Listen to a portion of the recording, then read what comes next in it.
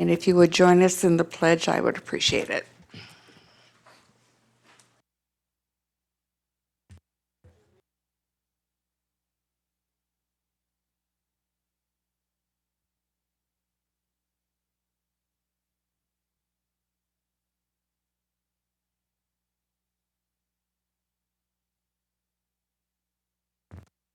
Lori, would you call the roll, please? Summers. Here. Dr. Hans. Ms. Newman. Here. Dr. Taub. Here. Dr. Klotz. Mr. Rubin. Here. Mr. Landsman. Here. Mr. Furman. Here. Ms. Kucharik. Ms. Guadalupe. Here. Ms. Bernard. Mr. Therese. Here. Thank you.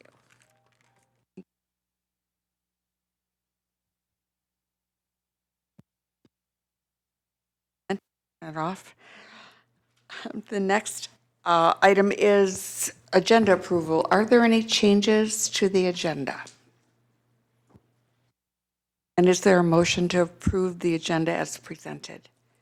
A motion to approve the agenda as presented. Is there a second for that? All in favor, please say aye. Aye. Any opposed? Thank you. Next item is approval of the items contained in the consent agenda. Is there a motion to approve?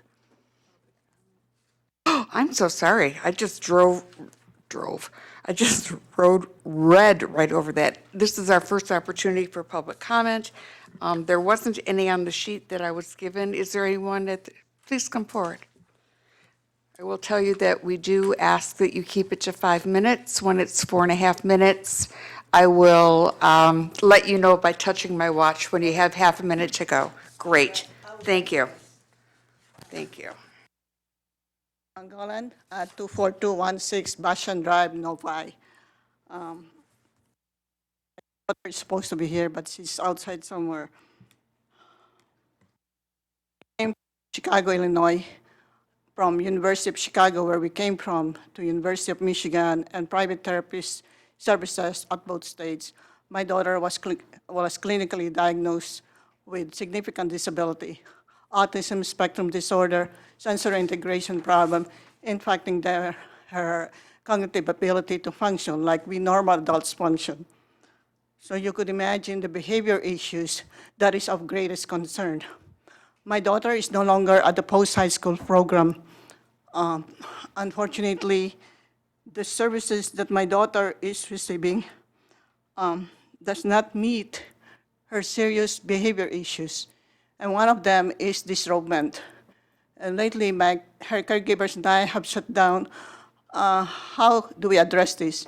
She's disrobing in public. She's disrobing, not just at home. She's disrobing even at our church in Livonia, a Catholic church. She's disrobing in a restaurant. She's disrobing, at a gym, at Birmingham YMCA. She's disrobing also at her therapeutic services over at Birmingham for Therapeutic Arts and Recreation Program. I have done my best as a parent. I've done my hardest job of making a bold move from Chicago to here. But I don't see why we cannot help her, at least even some kind of grants. The ABA therapy, that's a scientifically based services that helps children with autism. She has a private insurance through her dad, who's still in Illinois with a good job. She has also Medicaid. Unfortunately, with this ABA program, it only serves children starting first 0 to 6, and then it had increased to 0 to 19 and 0 to 21. As I've said, my daughter is already post-high school program. She finished that. I do not know what to do. I've dealt with administrators, from MORC. I had to file a recipient rights. We've been blessed that the recipient rights departments here have been improving and improving and improving since the first time I filed a recipient rights complaint in 2012. They found substantiated for 2 years, 2017 and 2018. My daughter's psychological behavior services were not met. Her plan were not met. I had to struggle with the head of the Department of Psychology he was pushing their own staff who had helped my daughter from the post-high school program until I filed this complaint. In fact, also twice, this department head, who is a psychologist himself, had tried very hard to provide my daughter a male psychologist.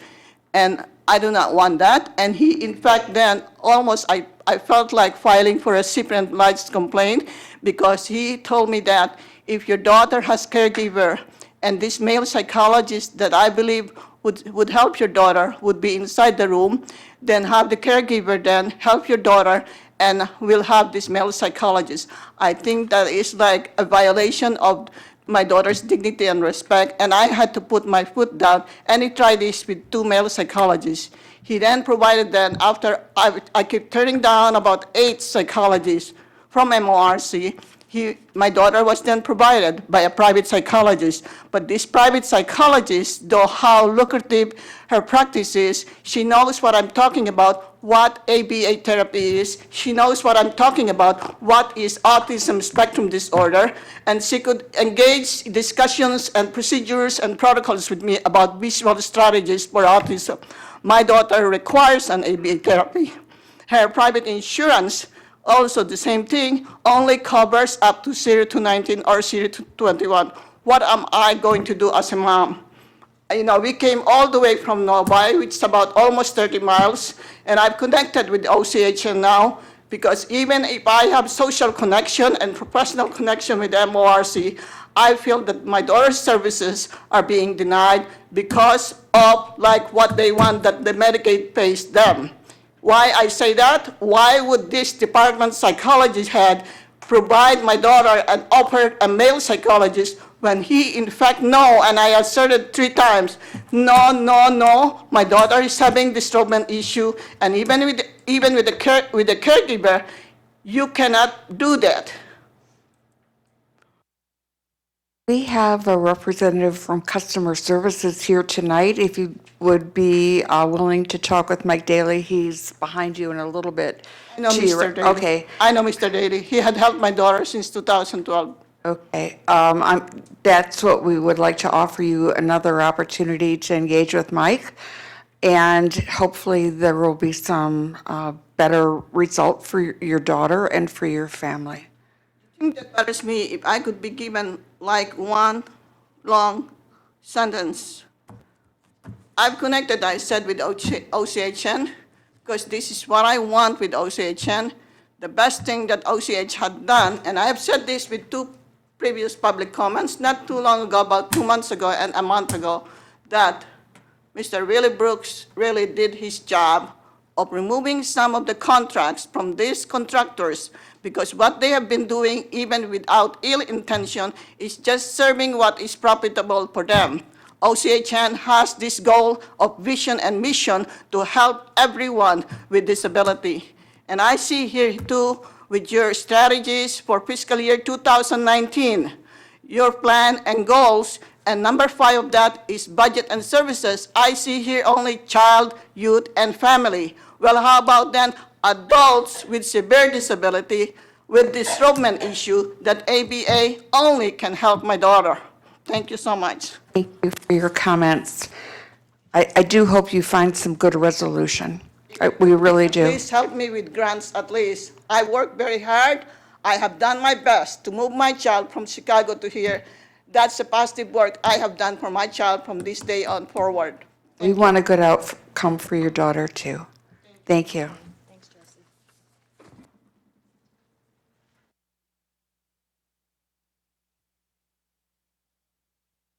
Any others? Hope.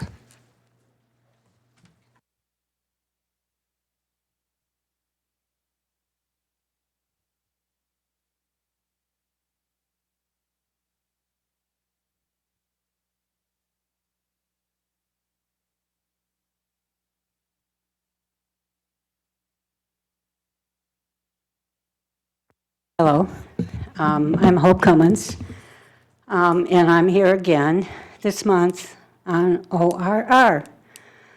I'll say it again, I've said it over and over, that people with mental illness don't have the opportunity to have their rights protected like other populations.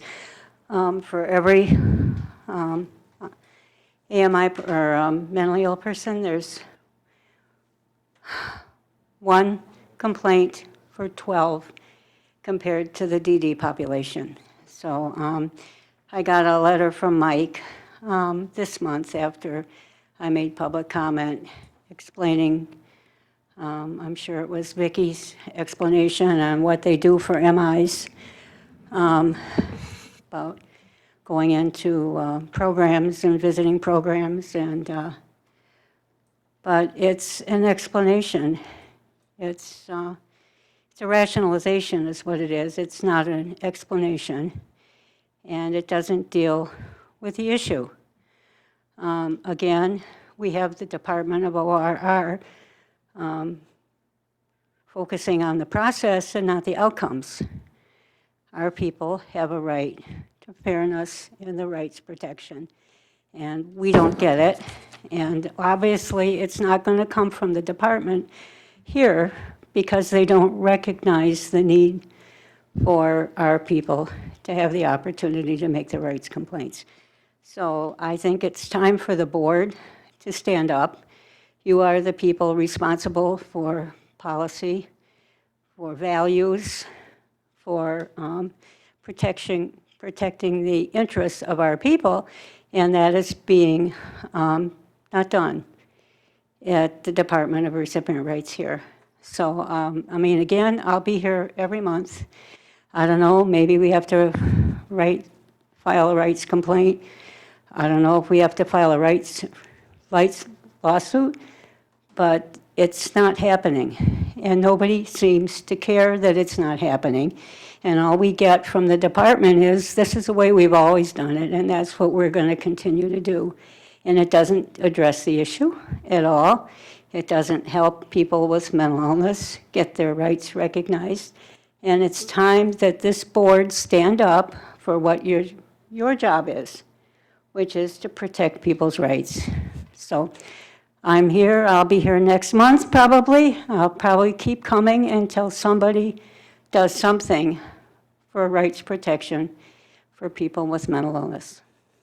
Thank you. Thank you, Hope. We appreciate you informing us of your concern. Anyone else who would like to make public comment at this time? Okay, thank you. Turning to the agenda, is hearing no corrections to the agenda, is there a motion to approve the consent agenda, the items in the consent agenda? A motion to make or to approve the consent agenda. Sarah, is there a second? Second. Thank you, Hadass. All in favor, please say aye. Aye. Any opposition to that? Thank you.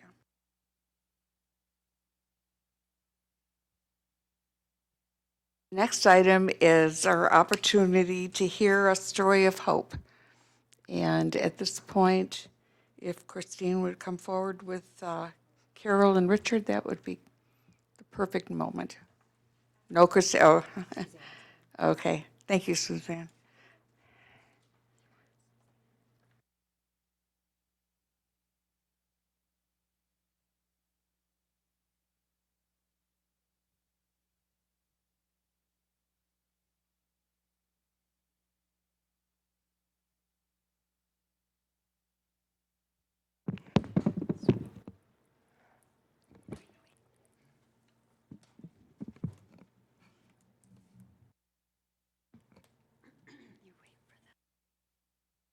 Welcome.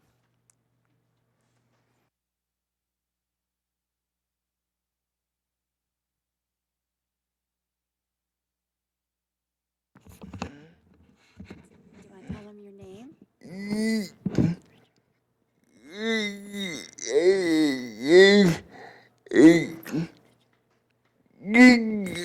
Richard Edgington Pitcher. And how old are you? 53. Look at the pictures. Okay, Richard, How old are you in that picture? 11. And who's on your lap? Lisa Clark. And where are you? Where are you?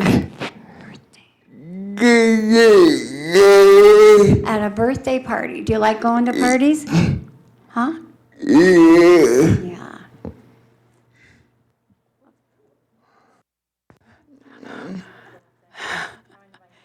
It's me. All right. Now, what are you doing in this picture? You're riding a what? Horse. And before you rode the horse, what did you ride? A pony. And do you remember how far back that was, what that pony's name was? Goldie. Do you like riding horses? Yeah. And could you do it with a little help from a friend? Yeah.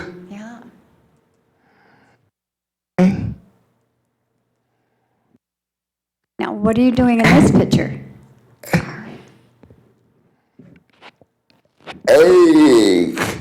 What's it called?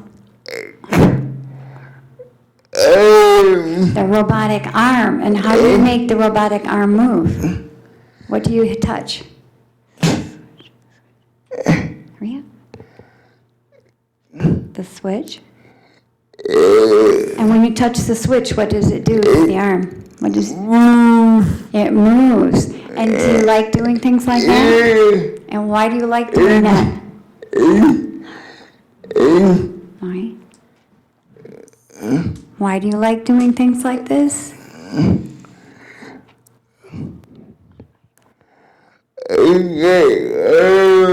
Because you can do it on your own and you don't need any help?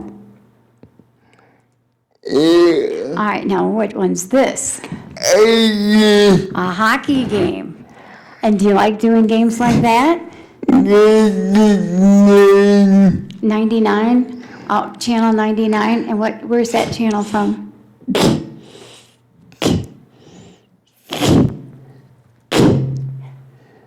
it out. Canada? And when the season's on, what day do you watch? Saturday night in hockey night in Canada? But now, and Don Cherry, who dresses funny. Okay, now, do you like doing things like this? And how come you like doing things like this? Because you can do them on your own and you don't need any help, huh? Now, where are you in this picture?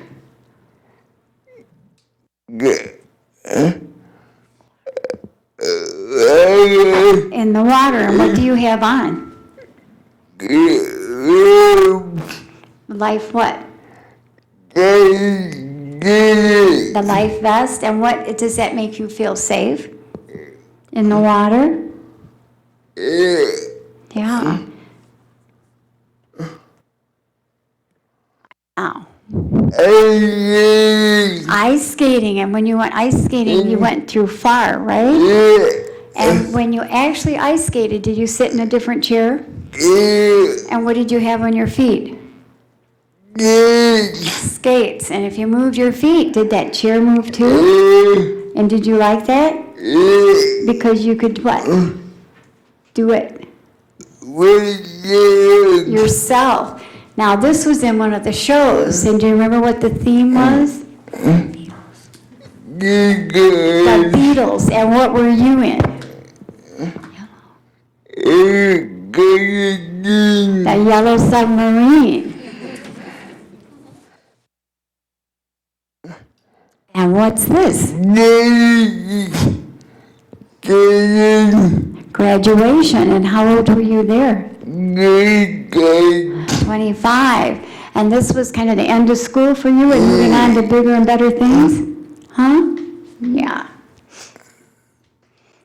All right, and where are these pictures from? Olympics. I think it went off. From the Olympics? Okay, on the side on the right, what do you have in your hand? A frisbee. A frisbee toss. And did you like doing that? And why did you like doing that? Yourself, you can do it by yourself. And the other picture on the left, where is that? Where is it? Olympics again, yes. And what are you doing there? What you had most fun doing?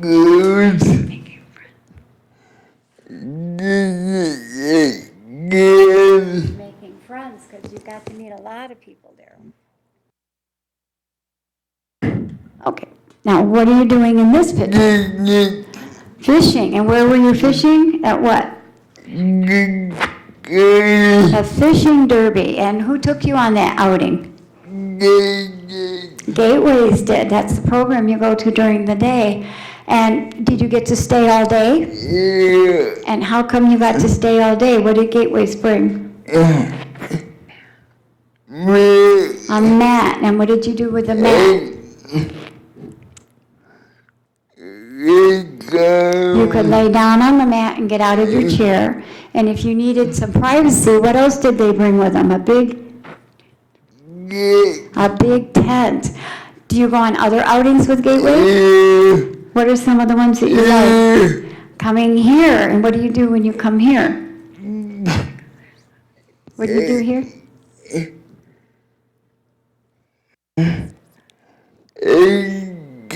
Exercise. And where else do you go on outings? Bowling. And shopping. And who takes care of your needs when you do that? Gateways does, okay. Now, on the left-hand side, that one, where are you? Tigers, and do you remember who they were playing? The Blue Jays, and we won't tell people what team you rooted for.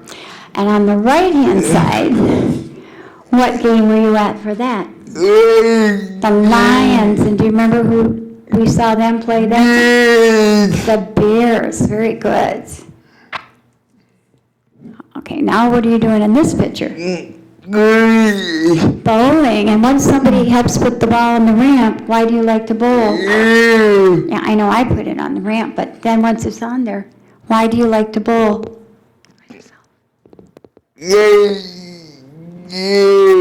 Yourself, because you can do it yourself, right? And now what are you doing in this picture? Boxing. And where was this? Richard, where was this? Gateway's fundraiser.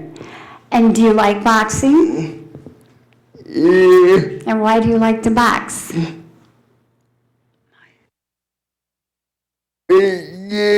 Yourself. And what? You don't want to tell people that, do you? All right. What did you ask me to bring with you when you went boxing? What did you ask? Shelley's picture. And who is Shelley? Your sister, who's sitting right back there listening to you. And what did you want me to do with the picture? He wanted me to put it on the bag so you could practice. What did you want to practice? Punching her in the nose? But I said no. All right. Okay, then once all of these things that you've been doing have led up to, it's going to come back.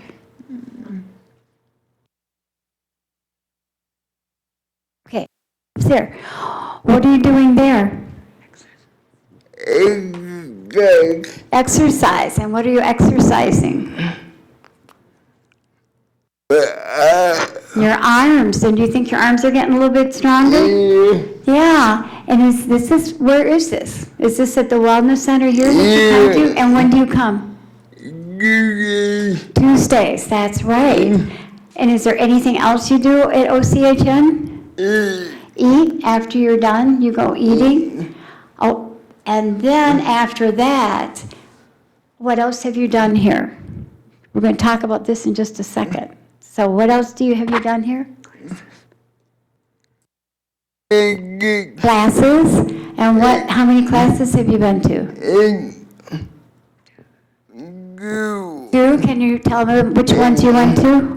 The first one was what? What was the first class? Rights. And what was the last one you went to? Minorities. And now, did you get to stay at the class all day? Those two classes? No, did you get to stay to all of them all day? And why couldn't you stay all day?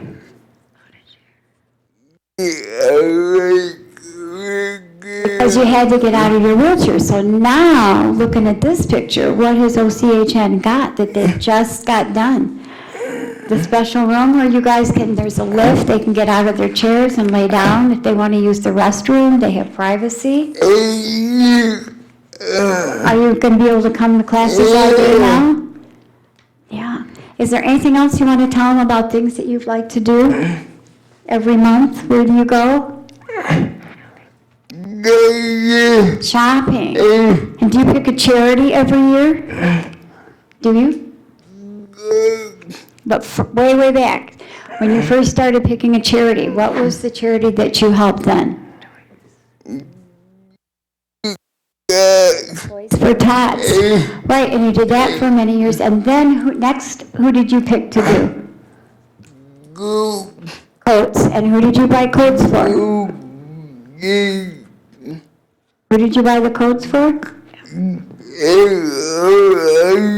For MORC. Some of his friends go through MORC. And then after we did MORC for a few years, where did you go? In front of what store?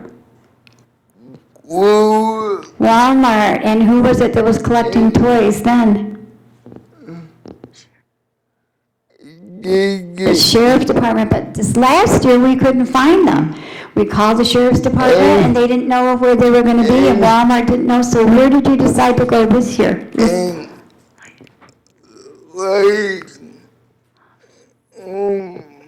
it again. Lighthouse? And are you going to do Lighthouse this year? And Richard gets money every month to go shopping, and the only rule is, what does this have to be on what? On sale. So he has become a good sale shopper. Now, what do you want to say to everybody for listening? You want to say thank you for listening.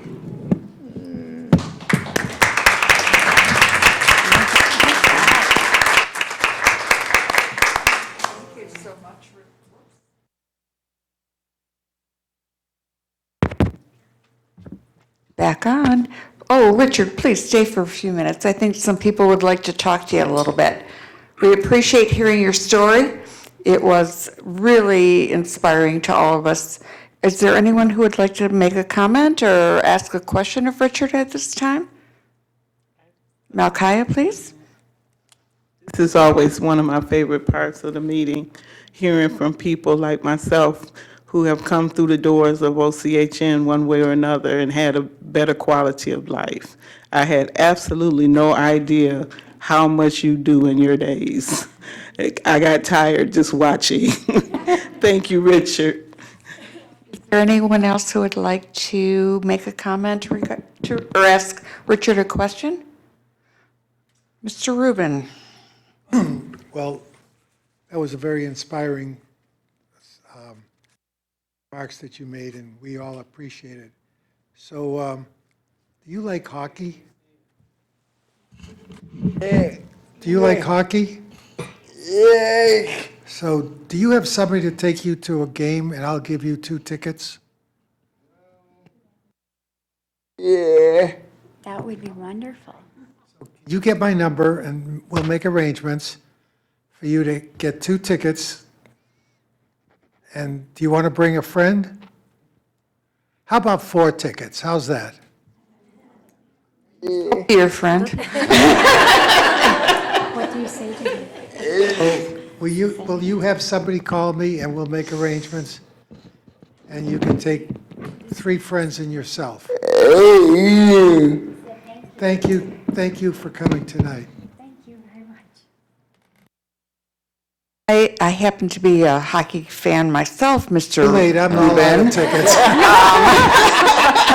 You didn't tell your story, Judy.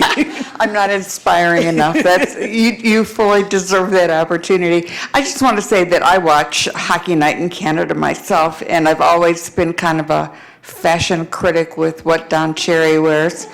He comes up with plaids like we've never seen before, doesn't he? He's really he's an interesting guy to watch. Oh, we do appreciate the opportunity to hear your story. We do find these hard acts to follow for the rest of our agenda, but it starts off our meetings just perfectly. So thanks so much. And I just wanted to thank Richard, too, and Carol for giving us feedback as we were designing and getting the personal assistance room set up. We counted on some provider agencies to come take a look at the room, and Richard and Carol took a look at the room and asked Judy and give us suggestions while it was under construction. So we sure appreciate that.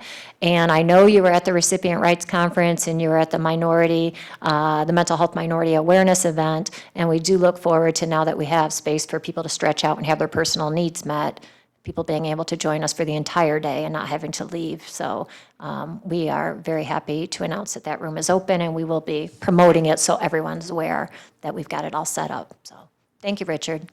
Thank you, Richard and Carol.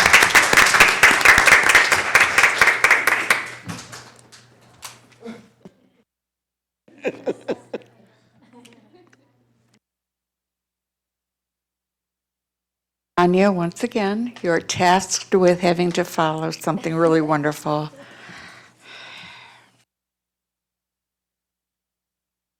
Linda.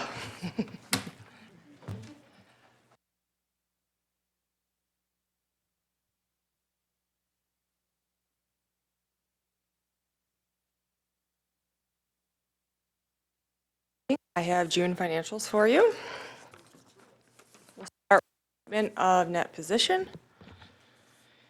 As usual, I will just go through items that are materially different or have something going on that I want to make sure I point out, and then we'll ask for questions as I go through the statements. So the first thing I want to note here is if you look at cash and cash equivalents, one of the things that does come up fairly regularly is just when you see that cash and cash equivalents, and then the second one that is listed as restricted OSAS, which is our substance use cash account. So when we have cash internally, it's cash. It doesn't typically have a designation from a fund source perspective because we can utilize it however we want. What you see us doing here and keeping them separate is after the audit is done, we do make sure that we adjust the balances for what is actually the different fund sources. So fund sources really matter at year end and at cost settlement time, less so during the fiscal year other than for monitoring purposes. So what you see here at the end of June is the fact that the audit was final and approved by the board, so we were able to go ahead and adjust those cash balances. So that's why you see them, neither of them negative. The amount is roughly the same as the prior month, maybe slightly more, but there is not one negative and one positive. So that's just because the audit was done and we reconciled with what those cash balances should actually be after the audit. Moving down to due from provider agencies. As you're all aware, we were in the process of collecting cost settlements from providers. So you can see we had some come in the month of June. It dropped from about 7.5 million to about 5.8 million. So we have those coming in over the next few months. We have a couple that have asked for an extended period of time to repay those. And so you'll see those coming down in future months and with the expectation of those being paid off by the end of the fiscal year unless there's some other expectation that has been agreed upon.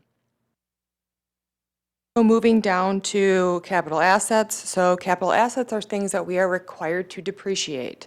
So land is one thing that doesn't actually depreciate, and that's why you see those amounts consistent. It doesn't actually depreciate at all. The building, however, you do see it goes down slightly every month, and that's the depreciation schedule as agreed to by our auditors and standard accounting principles. So that will go down every month, as well as capital lease homes and other fixed assets. So every month we basically reduce the value of those, and that becomes an expense in our expenses.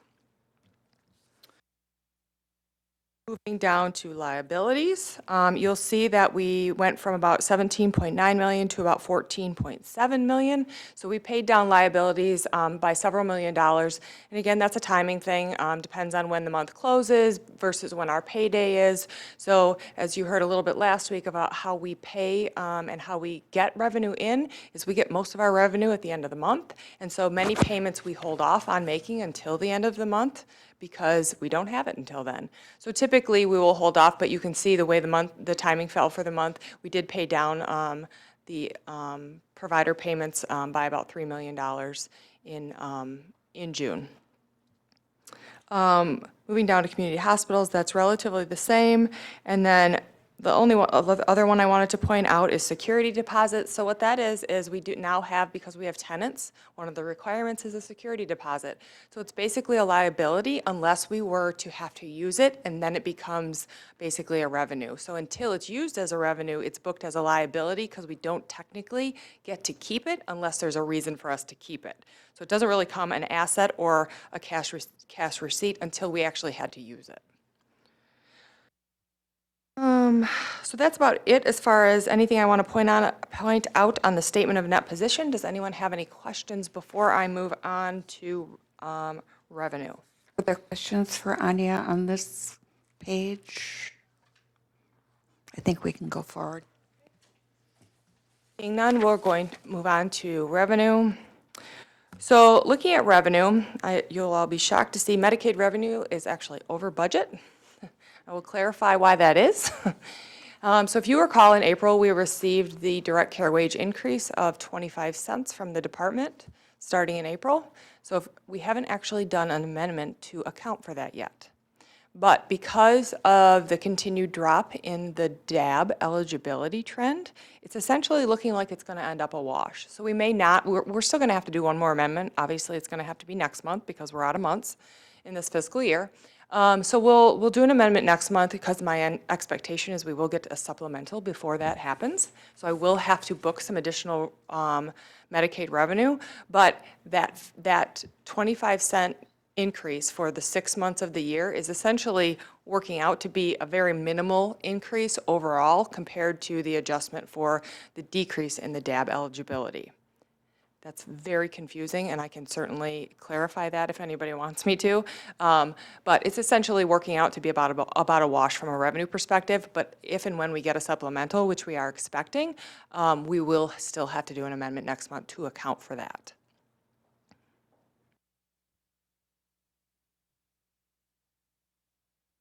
Landsman Thank you. and Ms. Bernard. Okay, so we've had a drop in the DAB, so that's the deaf, aged, and blind. What about the TANF enrollments too? Are those dropped? So TANF is typically a little more flat than what we've seen historically with the DAB population used to be where that was the more consistent fund source. However, with the implementation of Healthy Michigan, we've seen that change a bit, and we have seen people move from disabled, aged, and blind, which is what DAB stands for, and move to Healthy Michigan. And so unfortunately, the funding amount comparatively is about a $230 difference per member per month. So that's why you see that go down, and that's what has impacted our Medicaid revenue the last few years. Because of, is that still tied to the folks that are getting enrolled in the TANF program because it's a lot easier, requires less paperwork than getting renewed or enrolled into DAB? So Healthy Michigan in general is a lot easier to qualify for because it doesn't require the asset test or documentation. There's also auto enrollment that people get kind of caught into. If they were to show up, they would get auto enrolled in Healthy Michigan, and unless someone redoes their application, they stay Healthy Michigan at minimum for a year. So what we're doing going forward is working with providers to work on people getting full, what I'm going to call full Medicaid, as opposed to Healthy Michigan, just because from a revenue perspective, there is a material difference in how much we get. So we're trying to make sure that there's a focus on getting people onto full Medicaid as opposed to Healthy Michigan. Thank you for correcting me on that. You're right, it's disabled, not deaf, aged, and blind. Bernard. I'm just wondering, is there another I guess, budget or factual sheet that we could see that would break out the DAB and the Healthy Michigan? So we actually have dashboards that break all of that out, so Yeah. I can certainly get you a screenshot of that, or I believe you have access to it. I'm not 110% clear on I have that. access to it. So either way, I can get you what. Just so I can get an idea Yeah. of really and see Yep. the wash. I'd like Yep, we that. can Thank you. certainly show that to you. Questions? So, moving down to Healthy Michigan, what you see going on there in Healthy Michigan is actually what is resulting in in an eligibility drop. So Healthy Michigan got up to, I think, over 600,000 for Michigan, which was well over, I think, the original projection of 400,000. But what's happening now is a solid 4 years in is you can only be on Healthy Michigan for 4 years without having to complete some of the requirements and/or pay. So there is some of that going on that will start to churn in the coming fiscal year, where you will see people leave Healthy Michigan and, fingers crossed, move back to full Medicaid as opposed to Healthy Michigan.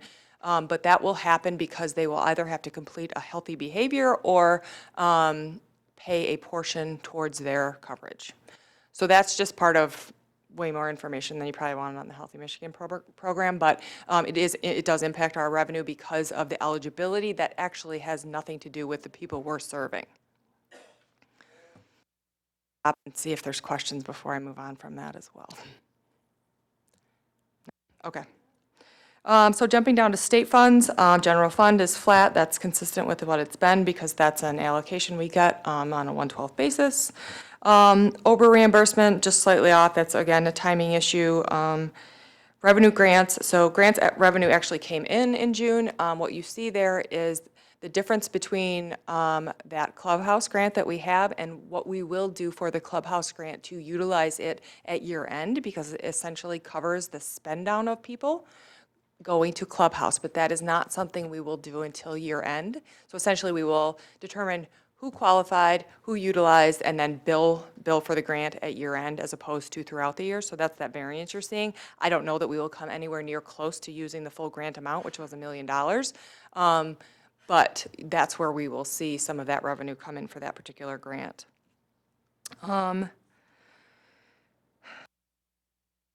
Down to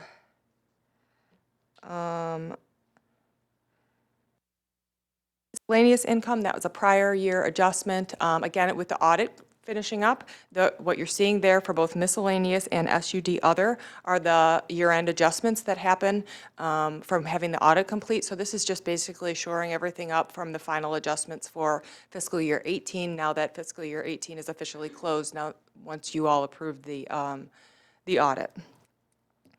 And then PA2, the SUD other also has the PA2 implications that we don't get 1/12 every month. We get that in 2 payments annually. So you can see that one's a little bit under budget for the month, but that's just because it's budgeted on a 1/12 basis. Any questions on revenue before I move on to expenses? Questions for Anya? Go forward. So moving on to expenses, you can see salaries are under budget for the month. And looking at other administration, the reason that one's a bit over for the month is that is the PTO accrual. So the way we do PTO is that you get a lump in January, you also get a lump in late June, early July. So that's what you see going on there is the accrual for the remainder of the PTO that people will get, paid time off, sorry for the acronym, that people will get to utilize for the remainder of this fiscal year. So that's what you see going there, and what that essentially works out to be is we book that, and then as people use it, it becomes the expense. So you'll see that that will go down in the coming months as people use vacation time. Mr. Lansman? Oh, we do that instead of 1/12 monthly accruals, we do semi-annuals? Yep. So we've always done it where we get the majority of our vacation time. It's vacation and sick time, we don't do separate. We've always done it that we get the majority of it in January, and then we get another few days in late June, early July. That, to be honest with you, I don't actually even know why that is. That's just how we've done it for as long as I can remember. I don't know if there's an HR reason why we would give it all up front like that. I can certainly find out and get back to you all as to why that is, but I don't know, to be honest, why we've done it that way. That's just historically how we've always done it. Moving on to provider expenses, you can see that residential is slightly under for the month, and vocational is slightly over. So there's a couple of catch-up payments. We had a provider that didn't bill for a couple of months, and so what you're seeing going on there for vocational is a couple of catch-up payments. But if you look over year-to-date, all of these are relatively close to budget, with the exception of crisis and acute care is, while I say a little off from budget, it's less than 2% off from budget, but depending on what you're considering off from budget. And then moving down to substance use, that one's a little over budget. That's one of the ones we will amend when we do the next budget amendment. We've just seen an increase in utilization for substance use services. So that's not surprising, just based on opioid things going on and increased services for the substance use network. I'm not surprised by that. We were projecting that early in the year. Since then. Moving to ABA. So ABA is one of those that we are continuing to see an increase in the number of individuals served, which is a good thing. So we are making sure that we are building capacity to serve all of the people in need in Oakland County, and we do expect that to go up. We did project for that when we budgeted, but it is surpassed what we had expected based on the budget. So again, we will adjust that when we do the final budget amendment for this fiscal year. On. Mr. Landsman? Sure. On that line item, I know a couple of years ago it was uncapped. Are we in that period now with the state where it is a capped program, or is it still unlimited? That one has kind of gone through like every iteration of funding methodology and ways they could pay it, and it's changing again for 20. So the way they pay it currently is not, it is capped. It's essentially, it's capped at the fee structure, not necessarily from a utilization perspective. So the fee structure caps it so we basically get reimbursed at a fee screen for every service provided. It is, but it's cost settled. So we basically get an estimated payment and then we will cost settle. So we did get our fiscal year 15 cost settlement for this not long ago. And then going into 20, it will actually move to a capitation-based funding. So we'll be more like our other fund sources. So we'll be a little less cumbersome from an administrative perspective, but still we have to, manage it and budget it regardless. But it won't be necessarily cost settled independently like it is now. I'm just going to go, I just have one more thing here. Let's see.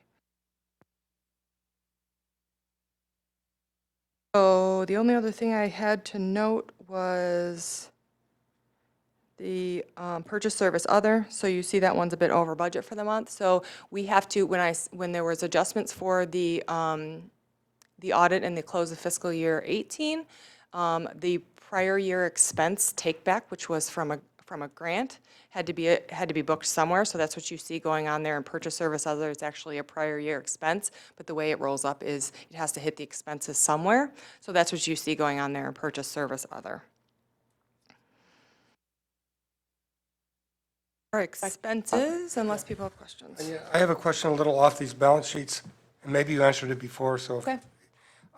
We were making, before we paid off the mortgage, we were making $150,000 a month payment, which I think comes to $1.8 million a year. That $1.8 million, is that already baked into our budget, or does that go to reducing our possible deficit? So the tricky thing about mortgages is when you make the cash payment, it doesn't necessarily equal the depreciation. So the expense we have every month is the depreciation amount. So when you buy a house or when you buy a building, it's depreciated over the length of that asset, which for a building I think is 15 to 20 years. So we essentially expense a portion of that every month. That doesn't mean that's what we're paying on it every month. So again, that gets into that tricky thing between a cash transaction and a non-cash transaction. So if you were to look at the next page, that is the statement of cash flow, you see depreciation being added back in, and that's because it's a non-cash transaction. So the shortest version of that is that it reduces the amount of cash we're pushing out. It doesn't actually change the expense, because the expense is the depreciation amount, not the cash that we pushed out. You're way above my pay grade, but, It's accounting yeah, right. speak. So, in general, but we were making a mortgage payment. We were, and we are aside from not. the- Yeah, right, and we are not now. And aside from the paper changes, does it give us any extra money? And if so, is that already baked into the budget, or does it reduce our deficit? No.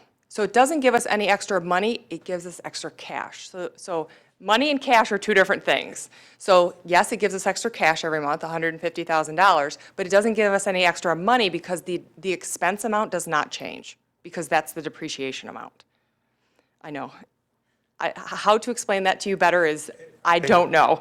But it's just the difference between a cash expense and a depreciated expense. And so because, let's say you had $1.2 million, so, and then let's say you were depreciating 1.2 a year, that's $100,000 a month. But we were paying $150,000 a month, but we were depreciating only $100,000. So the expense stays the same because it's the depreciation amount, which is dictated by government accounting rules. The cash payment goes away, but the depreciation amount does not change. Doesn't leave you with any extra money to reduce the deficit? No. Okay, That's the short answer. I'll just accept it. That's all I can understand. could probably draw No. it out for you. That I don't know how probably better to explain I don't that. think it'll help. It won't help. So that's all I had for Other questions expenses. regarding expenses? Ms. Bernard? I have one that has to do with the sheet we're working on and one that doesn't. So I'll start with the one that doesn't since you asked. So I know we reviewed housing services and I'm still really new on this. What do our expenses go to specifically for housing services? Is it providers? Is it to rent? What is that? What are we Oh, spending you're on? looking at the budgeted expense line for Yeah, housing housing? services, yeah. So housing services is a combination of a couple of things. So we pay a housing provider to not only do repairs and maintenance on the homes we own, but also to pay leases on our behalf for some of the ones they own and we utilize. But also what is also in there is more of that tricky depreciation expense. Oh, good, good. So no, but I have a question about the leases on our behalf. So who are we doing the leases for? Like for people or for who? Yep. So someone that lives in a specialized residential group home, Yeah. the owner of that home gets paid a lease amount. So let's say it's what's that? So the way it works is not essentially from us. They get Social Security income and Social Security disability income, and we use that to pay them their rent. How would we have someone's social security income though? Because we collect on their behalf to pay room and board, because we are not allowed to cover room and board with Medicaid money. Yep. So Medicaid money is not allowed for that, so we make sure to collect that on their behalf and pay the leases. So it's a bit of a convoluted way it's done, but we use that to pay those leases. Not on Medicaid. No, you cannot use So- Medicaid for room and board. So I have a question. So if like we did I'm just saying, if there was some kind of fundraiser and there were funds designated for people's rent, could we use it for that? As far as I know, yes, I wouldn't want to say for sure, I would want to check, but yes, it's not a Medicaid expense, it's not allowable. That's not, so that, right. Okay, my other question is, so the grant expense of the $100,000 difference of the 61%, that's because we're not going to finish using the grant from the previous page you talked about, the $1 million? Yeah, so we have a grant that was intended to be used for people who, when we had general fund reductions, so we use general fund to cover what's considered a Medicaid deductible or a spend down. And so when we had general fund reductions, we had to no longer cover those for a group of people. And so those people were no longer able to go to what we call a clubhouse. And that grant was intended to cover those expenses for the individuals that still wanted to go to the clubhouse. But because determining fund source, which would be the split between general fund and Medicaid for spend down, doesn't happen till year end, we won't actually determine that amount until we get to year end. Year end is December or no? Nope, year or end it's for us now? is the end of September. So October 1st is our fiscal year start. So year end is, 9/30. But our year end. most likely, we aren't going to be filling it, and then we have to give the money back? Is that what happens? Yeah, they haven't actually given it to us. They will reimburse us for whatever we actually spend. And the reason it wasn't spent was because those people chose not to go to Clubhouse, or So what? we will see how much of those individuals ended up going and utilizing that money, but we won't know until we actually go back and look at how many people went that would have had a spend down that therefore did get to utilize that money. And the last question is the healthcare integration that we have the actual of about, $100,000 more. So why? So that one is because we pay them we pay them quarterly. So we pay them, so that is the federally qualified health plan we contract with, Honor. And so we pay them quarterly. And then we also have an additional amount in their contract for psychiatric services and medications. So we have that budgeted, but we haven't seen that utilized real well. And so that's budgeted, but they have not invoiced us for any of that, I don't believe. So that's why you see it under budget, but also we don't pay that on a 1/12 basis, we pay it quarterly. So you're always going to see a variance there.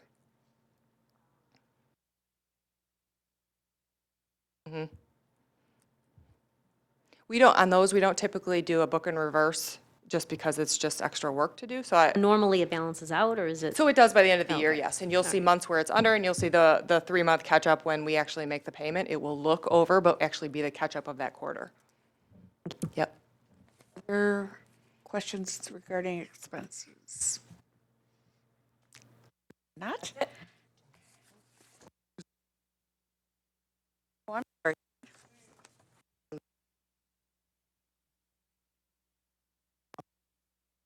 I'll work whatever advantage I can access. Back to Steve's question. Um,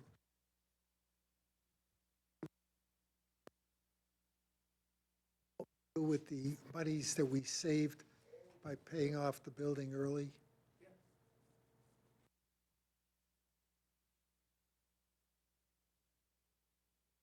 Speak into the mic, please.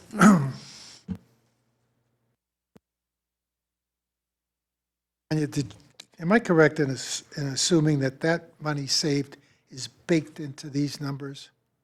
So the only money that would be different would be the interest we would have paid had we still been paying on it. And yes, it would be automatically, because we're not paying it, therefore it goes to reduce the deficit. Of Budget. the asset side or the expense side? So the deficit is the net result of assets minus expenses. So we have more expenses than we have revenue coming in. And so we paid off the building, which doesn't actually change the bottom line, other than the fact that it's now it's a long-term asset as opposed to note payable. So I'm not totally following what you're asking. Let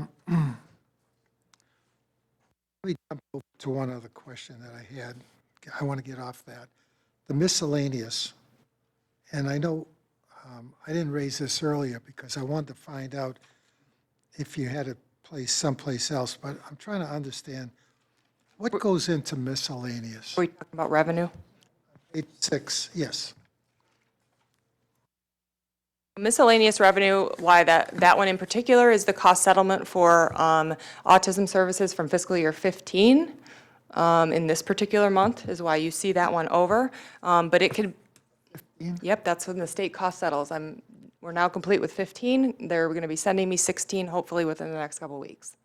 You have to restate 15's No. audited numbers? No, we accrued it.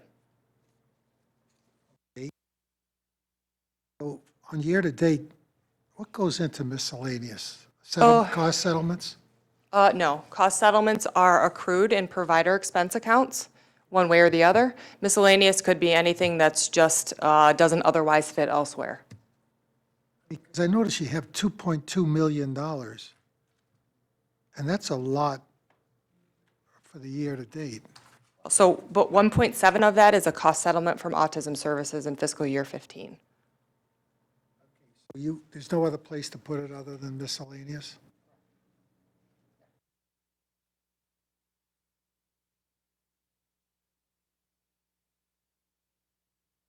Do you have to restate last year's?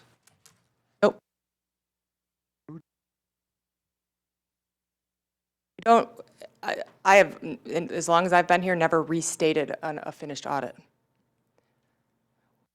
We would accrue it during the year-end process, and if we didn't, we would book it as prior year revenue, not change a closed audit.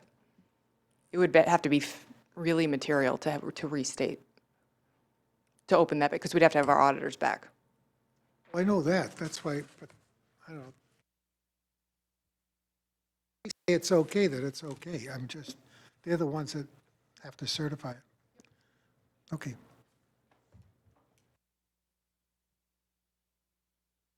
Do you have any further questions? Okay. I'm assuming everyone had their questions answered. Okay. Next item on the agenda is regarding confirming that we will in fact have, we will have an August study session. And the purpose of that study session is to do planning for fiscal oversight. And in my mind, what we want to do during that study session is determine the specific criteria and structure of the committee or the presentation, the agenda item, however that plays out, regarding the board fulfilling its fiduciary responsibility. So I do hope to come away with a strategy and identification of criteria and a strategy for gathering and sharing that information. It is, I think we've pretty much taken the philosophical and oversight as far as it can go, and I think it's now time for us to come away with a specific plan, and that's my purpose. Sid, I don't know if you want to add anything to that in terms of the desired outcome for the study session? Not really. I think you certainly represented the view of the majority of the board from the last meeting, study session, and I fully concur that it's now time to come up with something that's beyond what we've belabored for a while. Fine. Are there any questions I about? just have one I'm other. sorry, sure. No, I'm sorry. Do we want to start accumulating the list for this meeting? Not this meeting, but the one coming up? Lady. You mentioned topics. Correct. I would hope everybody, if you have something that is important to be addressed as a part of the fiscal oversight process, please be prepared to bring it to the meeting so we can discuss it. But that's where we're going to be. We're going to be specific now. We're not going to, I think we've kind of come to agreement on the need and perhaps the sense that we need to look at some different items, but now we need a strategy. I don't believe that we're going to have to spend a lot of time doing all that. And to me, but I just want to make sure everybody's comfortable and prepared for what is the content of the meeting will be. Okay? Okay, thank you. The next item on our agenda is the My Network Service Model Outcomes. Dr. Lawson?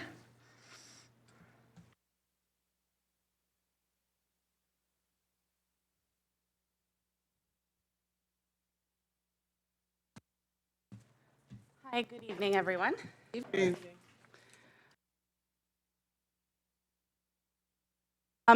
So I have the pleasure of speaking to you tonight about the outcomes from some of our service models. Specific to the network that supports people with mental illness.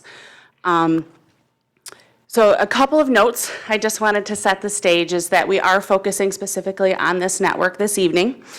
I also wanted to note that the outcomes that we'll talk about this evening are from fiscal year 18.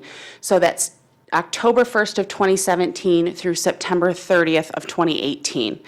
And reason being for a bit of a delay is that was the first full year that we had all 3 service models up and running. And so it was quite a learning curve across the board for all of us. And so it took some time to get data logic, dashboards, and everything really reconciled and ready to be presented here this evening. The other note I wanted to make is that certainly while I'm sitting here tonight and presenting to you, I would be remiss if I didn't acknowledge the vast amount of teamwork that went into preparing the data that you have in front of you tonight. So not only the clinical team, but certainly our IT team, budget and finance, and our service network team put in hours and hours upon hours of work over the course of the past couple of years to get everything kind of squared away and prepared. So a brief history on the incentives is that when we started with value-based purchasing, i.e. the service models that we have, we wanted to build in incentive measures that were stretch goals. So we didn't want to set a bar for service delivery or outcomes for people that was so high no one would even reach for it because it seemed impossible, but it also wasn't necessarily our intent that it would be really easy for everyone to attain them all the time. There's stretches, there's something that we're asking people to go above and beyond kind of baseline service delivery to achieve in the hopes that it continues to advance our system to be a state and a nationwide leader, and it also improves outcome for people. So when we determined the incentives or how we set the bars, and this will make a little bit more sense when we get into some of the graph data, but we took a look at historical data going 6 quarters back. So for instance, if we were measuring inpatient psychiatric hospitalization for folks, we looked per service model, so we would look at each provider for everybody that was, say, enrolled in assertive community treatment, otherwise known as ACT. And we looked back 6 quarters and said, what is the average per provider, and then what's the average per the network, and then we set an incentive. Once we set the incentive, we did publish that with the providers, and we came together as a whole network with the providers to discuss that, kind of going back and forth before we finalized what the bar for the incentive would be. The data logic is published in our service model, so those are all online in our utilization management manual. And we did create dashboards, so providers, folks here can log in at any time, track progress, see where we sit in terms of where we're at with the dashboards. I'm sorry, with the incentives. So this is just copied straight again out of our service model, which is published online. And this is the amount of money that providers can earn based on the number of incentives they achieve. So again, the idea being the more you achieve, the more you earn. They are measured quarterly, paid annually, and of course we have to have access to the data necessary to measure the incentive in order for folks to be eligible to earn it. This schedule was actually developed as a lesson learned from our ACT model that we rolled out. We realized that we were pulling data too soon after the end of a quarter to determine whether or not an incentive had been achieved. And what we found was we had thought a couple were achieved that weren't, and then a couple that weren't that were. And reason being just allowing time for data to enter into the system, to come over to us, to populate the dashboard. So we came up with this schedule that we agreed upon with our providers. So again, a reason for some of the delay is that we do wait a full quarter to look back, just to make sure we've captured everything and that we're being as fair as possible across the board before we determine who has or hasn't earned an incentive. So I'm going to pause there for questions before we get into the data. I think this might be a little bit of an easier presentation if we do this kind of in chunks. Are there any questions for Nicole at this point? Ms. Newman and then Ms. Bernard. I had a quick one. The peers aren't included in this. There was no incentives for the peer services under the service models? Not in fiscal year 18, so this is your, yeah, we're looking in the past. That's a hard thing. I promise you, yes, in 20 there will be. Yeah. Yep. Where does the funding come from for the incentives? Is it Medicaid, or where's the funding coming from? I would have to double check with Anya on that one. I do believe it is.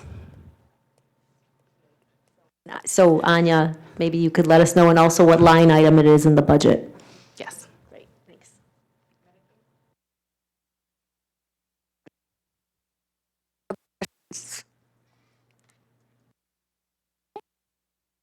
So as we'll move through these, the reason we kind of combined a lot of the service models is you'll note a lot of the incentives are the same, because we believed that the good outcomes kind of served across, no matter who you were, no matter how intensive a service you might require, that we still wanted everyone to have these same outcomes. There are a few differences that I'll kind of highlight along the way. And one of the first differences I wanted to note is if you'll look in the graph in the left-hand side, that you do see that there was an opportunity to earn half of the incentive amount. And what we did, especially for this first year, is when we looked at that background data and we found a fairly significant difference between how the various providers were performing on that one item, we didn't want to put it, again, out of any one provider's reach. And so we offered half of an incentive to acknowledge the progress that was made maybe toward that full incentive amount. I'm just going to let you look at the data for a minute. I'm going to read numbers to you. And we'll look. So are there any questions related to emergency department admissions? Just wondering if you can clarify, so emergency department admission would be medical, or is that psychiatric? What are we meaning by? That's a good question. It's for psychiatric reasons. And so we do have the codes published by MDHHS that are used, and then we utilize the Care Connect 360 database that has all of the adjudicated claims to recognize when anyone was admitted to an emergency department for a psychiatric reason, and that's what counts in the dashboard. I'm sorry, just someone that went into the emergency room and was evaluated for mental health, or someone that was in a psychiatric facility that had to go to emergency for medical? Someone that was in an emergency room for mental health reasons. So the emergency room put the claim forth. Yeah. Questions?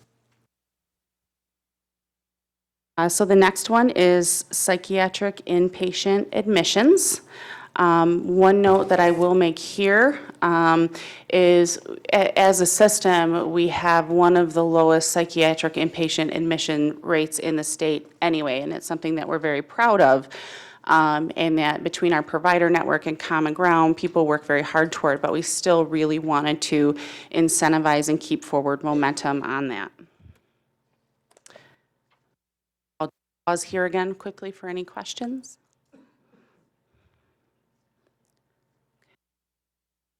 Of course, psychiatric inpatient readmissions, and what this means is if someone went into the hospital for psychiatric reasons and they were readmitted then within a 30-day time frame. And so that is a performance indicator that we are held to from the state of Michigan, and so certainly something that we wanted to make sure we kept on top of as we move forward with our own value-based purchasing. I'm going to keep pausing for questions, sorry. Appreciate that, though. Thank you. Crisis center contact, so this is one where we did have a slight difference in the way we measured this across providers. So assertive community treatment as an evidence-based practice is a very intensive 24-hour-a-day, 7-day a week, 365-day a year type intensive multidisciplinary team service that is delivered to people.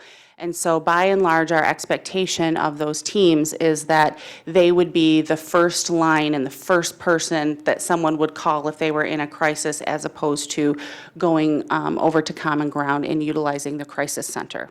So that incentive for the ACT teams is actually looking at the total percentage of people that are served in ACT that then go to the crisis center, with the idea being that we really wanted them to be kind of the first level responders. with targeted case management and specialized residential, which I'll flip to right now. We wanted to make sure that if they went to the crisis center, that someone was following up with them within 30 days to review their plan, and see what worked, what didn't work, how can we better help you, so that hopefully people aren't getting into a situation where they feel like they need to go to the crisis center. So I'll pause there too for questions. Are the numbers taking into account variances in population? So if there's a higher, if CNS has a higher population than, say, Easter Seals or TTI? I mean, are you guys I accounting can't for? hear the question in the Oh. back. Sorry. So I'm just wondering, are the numbers taking into account potential population change? Like if CNS were to have more persons served than Easter Seals or whatever, or the? We're not doing a ratio at this point, so right now it is a baseline. What I will say is when we ran these numbers, it was pretty even across the board as in terms of how the providers were performing. But you do raise an interesting point, and one that actually has been brought to us by providers, particularly ones who serve less people, because their numbers are more easily impacted, and so that is something that we've been having internal discussion about. Questions? So our next one is crisis center contact, and this was a 1-year measurement, one, quite frankly, criminal justice involvement, because we didn't believe our data was actually the best. We didn't have the best kind of independent verification data source to pull for this one. And this was one that was unique to assertive community treatment simply because, again, it's that intensive service, and we wanted to make sure that people that were served did not have additional involvement in the criminal justice system. Are there any questions on this one? Adam? Will that incentive be adjusted in the future because the incentive was met across the board? Or We did away with it into FY19, not necessarily because it was met, just because we didn't think we had the greatest source verification for the data.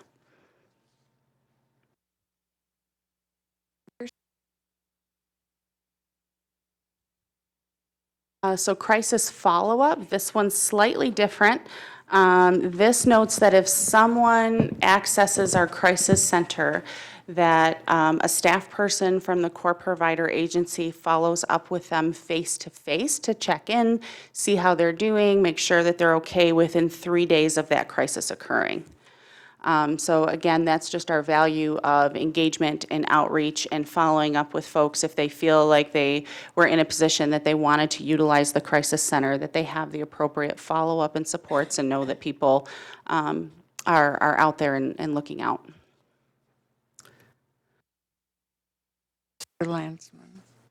As we look through this whole section on crisis follow-up, it looks like all of the provider groups were challenged to meet that number. Do we have data that shows where they would have made a number? Where they, like, I'm trying to think what I say. Have we figured out where they did achieve versus that they didn't?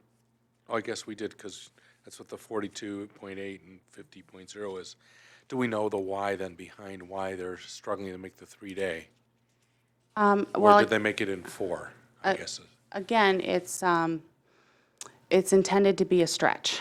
So it wasn't intended that, always that this is something everybody's going to do every day. This is something that we put a lot of stock in, and it is, as we move forward, what we would like to see in terms of clinical best practice.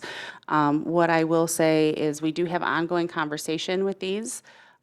This one particular has been a challenge in terms of pulling the data because sometimes people, like for instance, if someone goes to the crisis center and then they're subsequently hospitalized, sometimes it takes a minute for the provider to get out there, or sometimes the person is better served if you see them 3 or 4 days in as opposed to the moment they go into the hospital. So we've had to work out a lot of logic and had a lot of discussion around that one with the providers. Bernard? Do we also track how many days it is that they actually, instead of, it, obviously the 3 days is what we want, but what the average time period is where they do follow up with them? Yes, I don't want to give away a sneak peek of your next presentation, but we are held to certain performance indicators for after hospitalization. So this is the one for crisis follow-up, so we do track that, but the state puts more emphasis on after someone goes into the hospital. Do have it for crisis too? Yeah. Newman. The question I had is turnover impacting these numbers. If you don't have the staff to go and visit the people in the hospital, would that impact these numbers? Well, I guess I would say, yes, it would. The other thing I would say for this particular incentive is we don't dictate what staff it is. Just that someone from the agency, so be it a peer, be it a case manager, be it a therapist, anybody associated with that core provider checking in with that person. I know, I heard you went to Common Ground. I want to make sure you're okay. Is there anything we can do to help? That's really what we're looking for in this crisis follow-up. But I'm also wondering too, if there's difficulty, because it was said when we had the presentation about peers that all three agencies were having trouble hiring peers. If they're having trouble getting staff, wouldn't that impact these numbers, having people to be able to go and make the visits? I would imagine so, but I will say I haven't specifically heard that from providers in conversation. Curious, are peers paid for by Medicaid also? Yeah, okay. Yes. Questions? Okay, so employment, there's going to be a couple of these goals where the thought process behind establishing these as incentives were to enhance person-centered planning and follow what we call the golden thread, which means if someone has an identified need in either a clinical assessment that's conducted, or they say this is something that's very important to me in my life, that we should have a corresponding goal in their individual plan that says what they're going to do or how they're going to be supported to achieve that. And so what we're looking at here in terms of employment was the percentage of people who had employment listed as a goal of theirs, or who said that that was something important to them, that then had a corresponding goal in their plan. What I will say, as we look at the outcome of this was another really tough one to measure data-wise. There was a lot of conversation back and forth, and in future iterations of this model, we actually moved away from this and more into the actual outcome of how many people are employed. So I'll kind of frame it with that too. Are there any questions related to this one?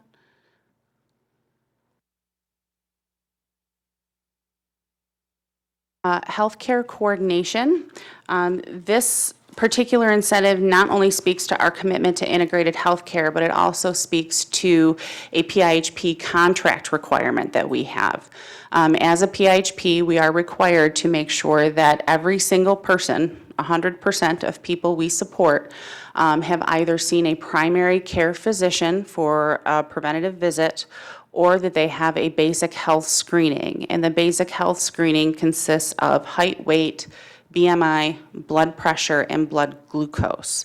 One of the things that we did end up having to do in this particular incentive was pull out the requirement of blood glucose, and that's because it's often you can't pull it out of claims. And so people often get their blood glucose if they go into the hospital.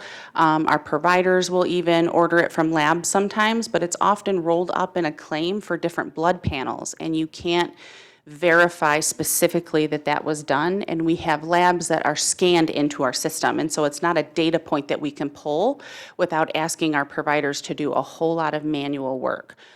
So while we work very diligently at getting access to things like the lab datas and kind of teasing that out, we didn't want to hold our provider network to basically an impossible standard.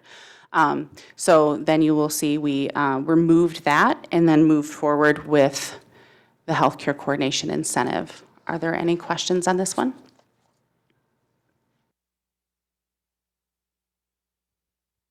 Health engagement and substance use disorder recovery, and this is another golden thread goal. So what we did here is we looked at everyone that received services who had a substance use diagnosis, and then had marked this as a priority area, looking to make sure that they had a goal in their plan.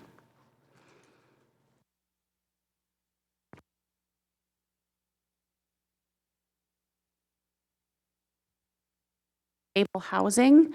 Again, I wanted to note here our definition of stable housing is the absence of homelessness, being in a shelter, or being in a hotel as a living situation. This is one that historically the provider network has done really well on, and we're very proud of that fact, to try and keep people away from homelessness and in stable housing as much as we can.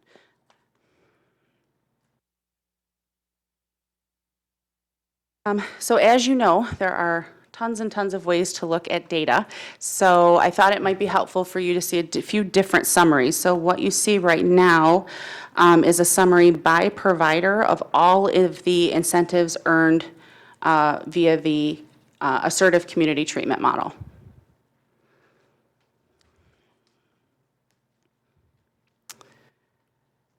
And then this is the same summary by provider of targeted case management and the incentives earned there. I'm moving too fast, please tell me. Same data set, but for specialized residential services.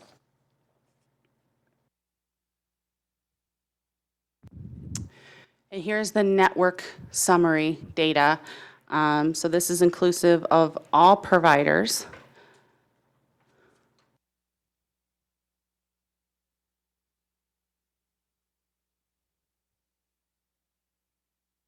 And then this is the fiscal year 18 summary per quarter of how many incentives were met, and then the total dollar amount that was paid out.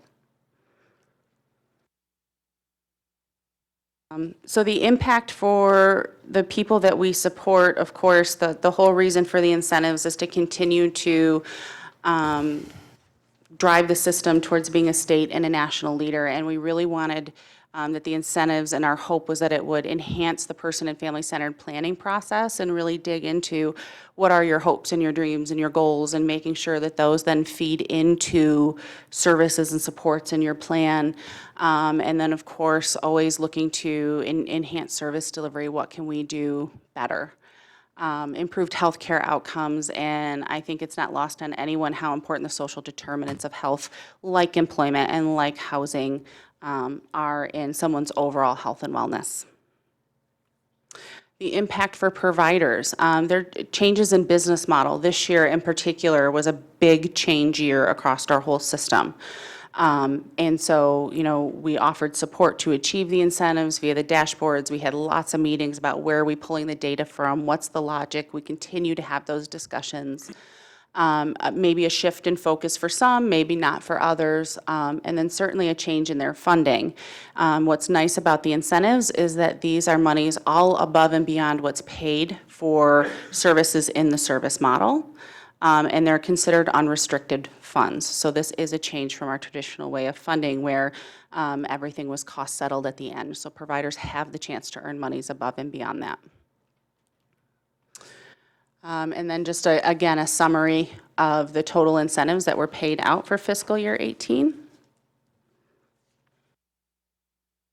The next steps for service models, we continue to review the data. We continue to meet with providers and talk about what's working well, what can we improve, how do we think that we can take these things to the next level, and those discussions are always evolving and changing.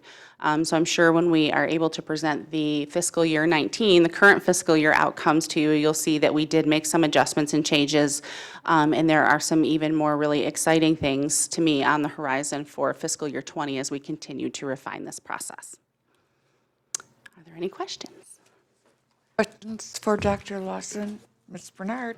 So I want to thank you so much. It's really cool that you're doing the incentives, and it's really helpful, I'm sure, to the community and the people who work for them.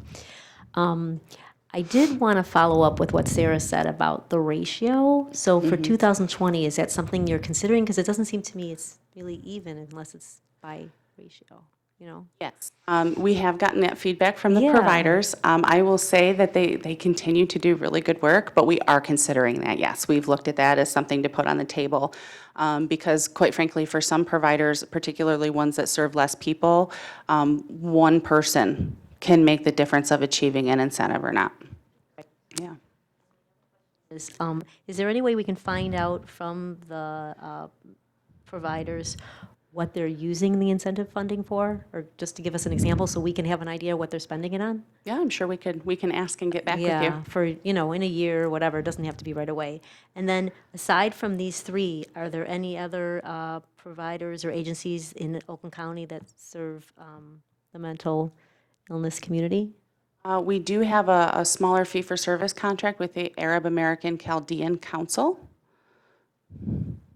But they are a fee-for-service contract, so they're not under the service models that you see here tonight. Are we going to work with them on this too, or we can't? It can only be people in the service models? Right, the service models are more for core provider agencies, and we have a different contractual relationship with them.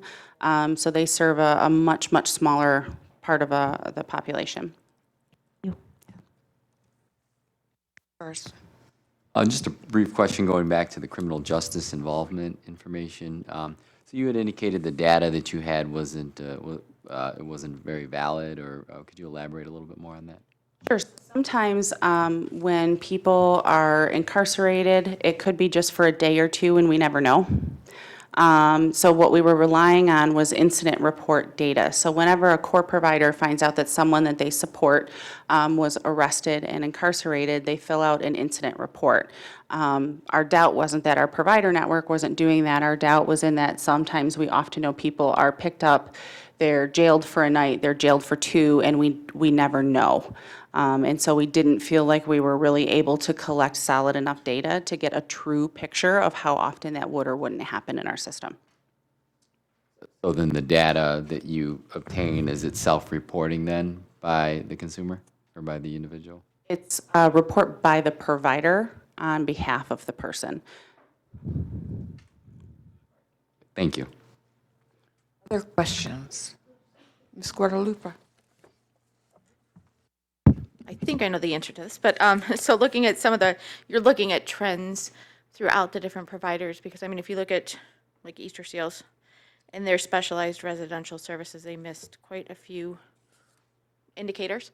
So are you then looking at trends like that in the certain areas to help with maybe some development to help them improve in that area? I mean, some are like the goal was 50%, they're at 8%, 7%. 8%, 3%, I mean, very low numbers compared to where the goal is. So is that something that's coming through here to help provide assistance, I guess, looking at the data, diving into it, and making sure they have a plan to try and improve those numbers?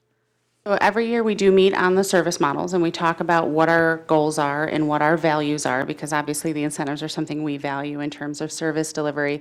And then on monthly basis, we have what's called clinical director meetings, and those are by network. And so we do meet specifically with all of the clinical directors from the network that supports people with mental illness, and we do have discussions around service delivery.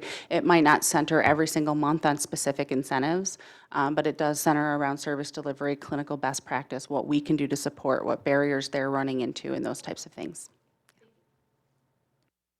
Other questions? Ms. Newman? The incentives were designed by us, or was it a collaboration between us and the core agencies? We took the first shot at developing them, and then when we rolled them out, we did change them based on provider feedback. So it was kind of a mix of both. And I was just going to say, I meet with the CEOs every other month, and the incentives are something we talk about frequently. What's going well, what's not going well. This is part of the work we're doing with the outcomes-based, values-based payment models. So incentives are a piece of it. In addition to this, obviously, we're talking about rate setting based on the outcomes we want to see. So this is really the direction nationally that's being promoted. We most recently have been approached to do some training with the National Council on Behavioral Health, because the work we're doing as a payer is something quite unique nationally that they're wanting to promote. The National Council works with a lot of providers who are trying to convince payers, pay us based on outcomes. When we're producing good outcomes, we should get paid better than providers who don't produce good outcomes. So as Nicole said, there's been years of work on this learning process. Some of these have been embraced and people adore them. Some people don't like them. It's a change in the way we're all doing business. But it is viewed as national best practice. And anything that's paying based on outcomes, the idea is not paying based on volume, based on, pay more based on the direct impact on people's lives. So, but it's been a work in progress, but we're really proud of it and getting some recognition on the national level and on the state level. We'll be doing a training in Mount Pleasant in September for other PIHPs and payers who want to start transforming their systems to look more like the things that we've been rolling out. So, it's new. It's had its ups and downs, but it's innovative. And I guess anytime you're pushing a system towards innovation, there's learning curves involved. And I think everybody's doing well, and the providers who you'll see the data in the red and the green. We don't want it to be punitive in any ways. Incentives are supposed to be things that make providers put their own energy into focusing in these areas. And we have seen definitely energy in some areas that hadn't been looked at before. And it's causing us to take a really good look at our data too, which is always good to make decisions based on what the data is showing us. Then Ms. Kovac, okay. Ms. Kovac? Like to indicate that one of the first service models that we rolled out had to do with assertive community treatment, or ACT.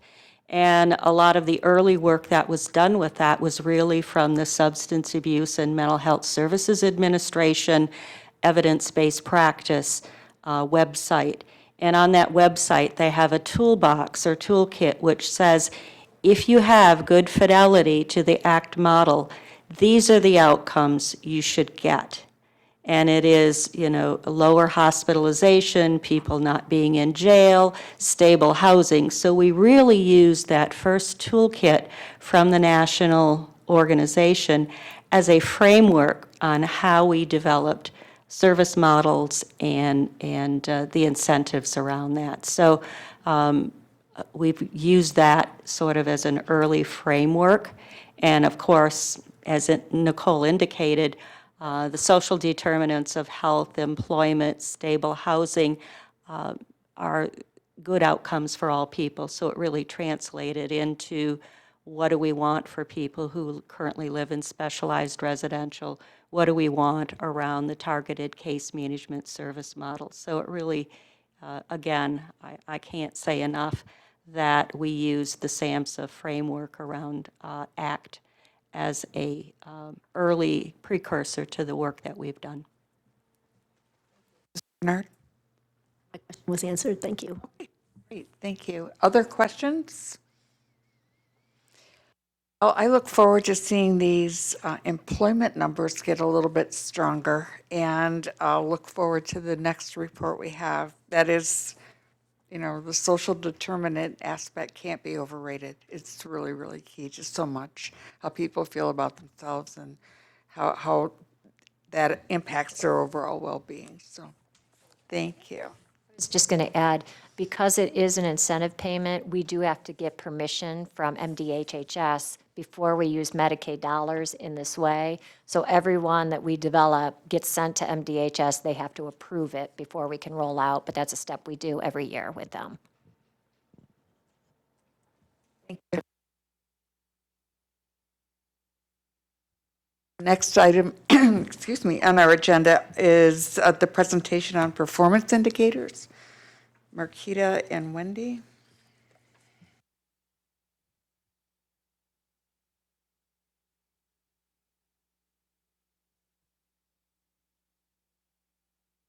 Good evening. My name is Marquita Massey. I'm the Director of Quality Improvement and Provider Network Management, and I'm here today with Wendy Schiller. Wendy is the Manager of Quality Improvement. And we're going to be speaking to you tonight about the Michigan Mission-Based Performance Indicators, an acronym that it's commonly referred to as the MEMPIS, so you may hear that. The set of performance indicators that the state uses they've been around for like 15 years. They measure domains of access, outcomes, and efficiency.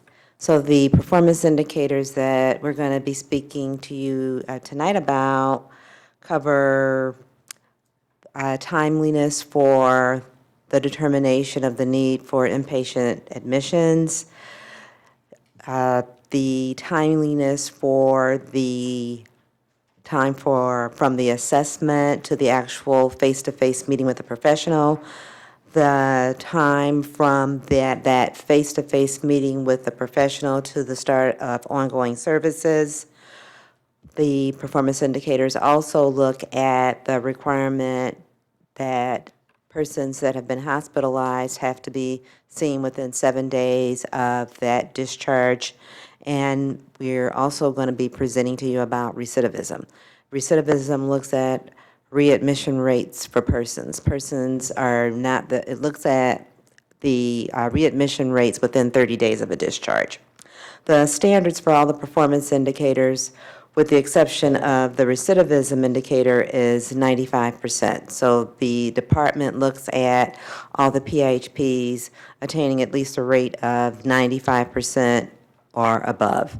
The rate for the recidivism, the standard for the recidivism indicator is 15% or fewer persons are readmitted within 30 days. The performance indicators are collected and reported to the state 90 days after the end of the quarter. So what we're going to be speaking to you tonight about would be the data that was reported for the period ending March the 31st. It's submitted to the state 90 days after the end of the quarter, so it was submitted to the state June the 30th. And with that, we'll just get started. So the next slide talks about why the performance indicators are important and why the state selected these. I spoke about these indicators being these indicators are measuring domains of access, efficiency, and outcomes. It provides information that the state can refer to that shows performance statewide of all the PIHP systems. And it provides a mechanism with data for us to be able to focus on improvement activities at the local level. This slide here is the slide that measures the timeliness for inpatient screening. The standard is that persons that present at Common Ground are the disposition for the determination of whether or not an individual needs hospitalization or not is done within 180 minutes or less. So you'll hear this referred to as the 180 report. This performance indicator only impacts Common Ground. They are the agency that does the inpatient screening. And the previous 2 quarters, we had a bit of performance issues in this area. This quarter was the first quarter that the performance measure has met the indicator. There were some, we looked at the logic that was being used to calculate these measures, and Common Ground sees a lot of persons that come into the front door for other than hospitalization. So the logic needed to ensure that all that information was being captured correctly. So we started those conversations right after the first quarter where we saw this problem and a corrective action plan was requested. So now you can see that performance is at the 95% standard. We have a dashboard that measures this performance rate. So Common Ground can also look at the dashboard to measure where they are at any given time, to assess performance and to look at the cases to see where there might be some concerns or issues that need to be addressed. And Wendy is going to speak on the next few performance indicators. Are there any questions on the last slide? Apparently there are. Dr. Hans and Ms. Newman. Ms. Bernard also? No. So, yeah, it's very impressive how it just shifted towards almost complete, meeting the target. What exactly changed? As I mentioned, Common Ground sees lots of individuals. People, a lot of the persons that come into Common Ground are deferred and they are not hospitalized. So we wanted to be sure that we were including all of those individuals in the calculation of the rates. So we had to make some tweaks in how the logic was created because there's only a set amount of resources at Common Ground. The same staff have to see all the individuals. So the logic change was adjusted to be able to compensate, to ensure that we were collecting data on all the persons that were seen. Did availability of beds have any impact on this at all? Not the disposition. The availability of beds has an impact of the individual actually being moved to the hospital. But the decision has been made within the 180 minutes. Okay, thank you. Questions? Okay. This next graph illustrates the results of performance indicator number 2, and this measures the number of days from the first service request to the assessment, and the standard that is to be met is 14 days. The results of the measure for the children with developmental disabilities is out of compliance, and this is really due to the small population that we're working with here. In this case, the 66.7% of compliance is due to one child assessment out of 3 that did not meet the time frame. And the one provider that was involved with that individual did complete a performance improvement plan and address some vacation coverage issue that dealt with. The results of the measure for children with serious emotional disturbances is out of compliance, and this is the second consecutive quarter that this is out of compliance. And so 2 providers were issued performance improvement plans in this case. One of the providers was issued a performance improvement plan in quarter 1, and so we asked them to add additional plan for quarter 2. Their performance did increase from quarter 1, but it wasn't quite enough to bring them above that compliance rate. So some examples of some of the actions that are part of these plans would include additional intake staff being added, communication from the OCHN access staff when they go in and they have a hard time finding intake appointments available during that compliance timeframe, use of additional supports from intake staff at other locations or use of contractual staff to help meet that need, ongoing monitoring of the intake appointment calendars to ensure that there are available appointments, and they repeated staff trainings on these timeliness standards with pre and post testing for the staff. Guadalupe? Yes. And Dr. Hans? Does it ever take into account, like, if a family decided they didn't want an appointment within 14 days? So if they were going on vacation or something, they completed the intake, but then said, I can't come in for 3 weeks or something. Yes, we look at what are considered exceptions that are allowed by the state, and so we do a little bit of research into some of these cases that are out of compliance. So in that case, that would be removed and considered an exception, so it wouldn't be counted against the provider because the family chose to have it outside of the 14 days.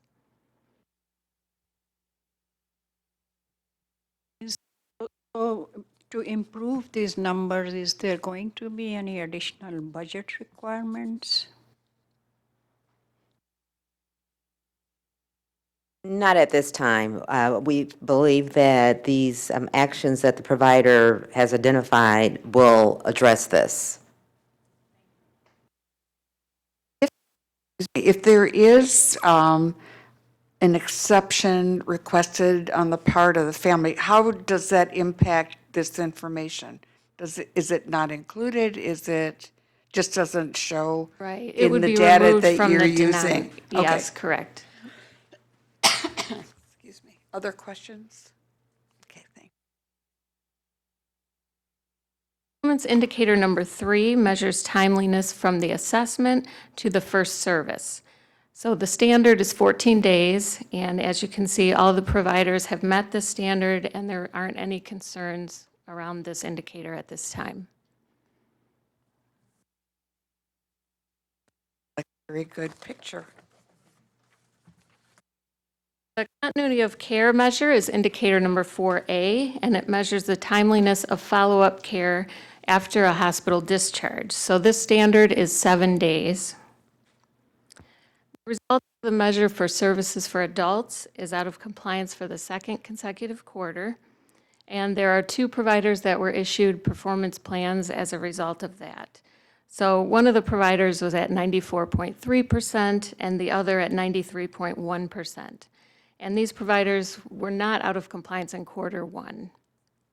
So some examples of actions are very similar to table 2 because some of the issues of getting timely intakes are the same for this indicator as well.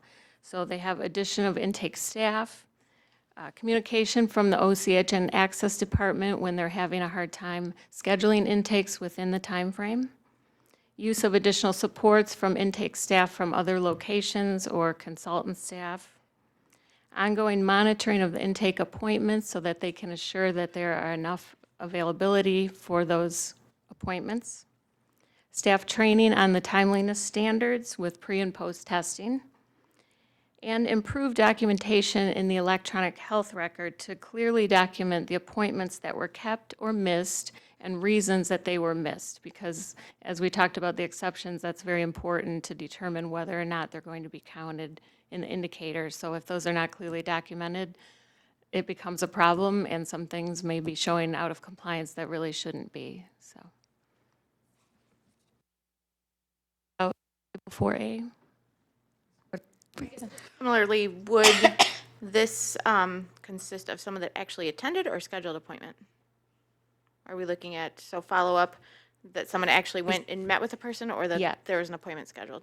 That they actually met with the person. But then we do take into account, was there one No shows. scheduled and did they not show and what happened?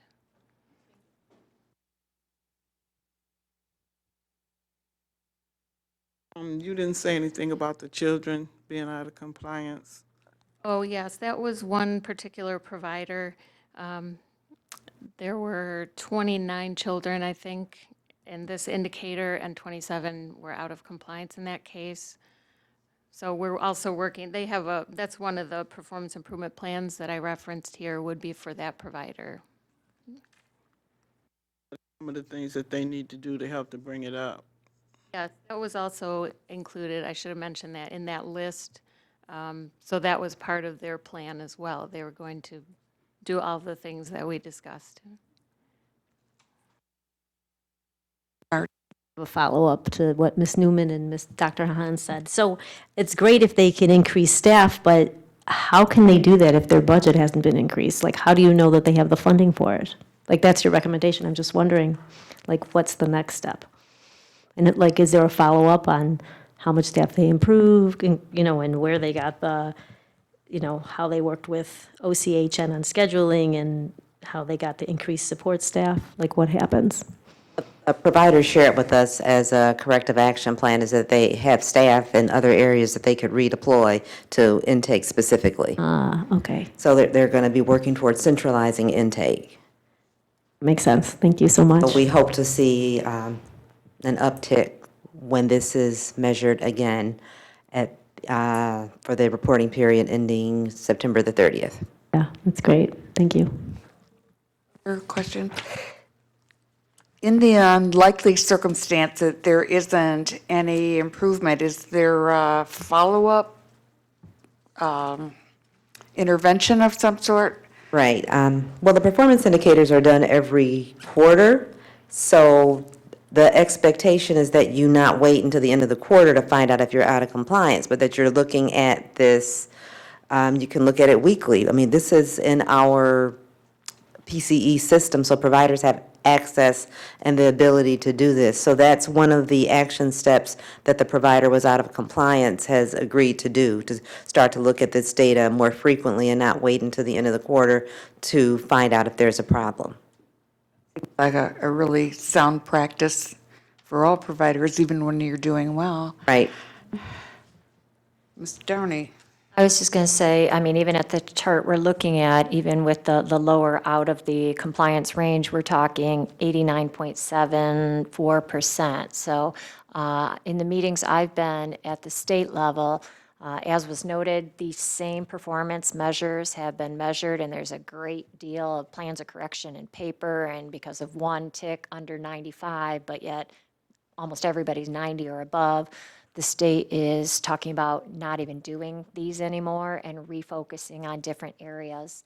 In general conversation, they're talking about things like penetration rates. Like we know here in Oakland, we are much better of actively seeking people to enroll. We do a lot of community outreach where maybe other regions don't.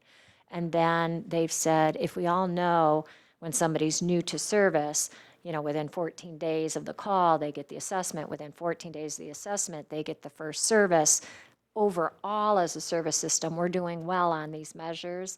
But what they are thinking about measuring for the future is, do people drift away from services then? So maybe not first contact, but who stays engaged, because there is a certain skill set to keep people engaged. And obviously the utilization of peers, and we all know the methodologies to not let people, fall through the cracks. So while these have been high area focus for, 10, 12 years, it seems, the state is acknowledging that overall, we're doing very well on these measures, and they're looking to say maybe there's some other areas we should focus intensive attention and time. I think they're looking to introduce some new things come next fiscal year. Can I ask a question? Do the powers that be consider the fact that the population we serve is the hardest population to get engaged and keep engaged? I think that's why they're acknowledging there's a lot of effort that goes into that. So I kind of like the shift versus the same measures that we've done. I mean, you guys have heard them for years, right?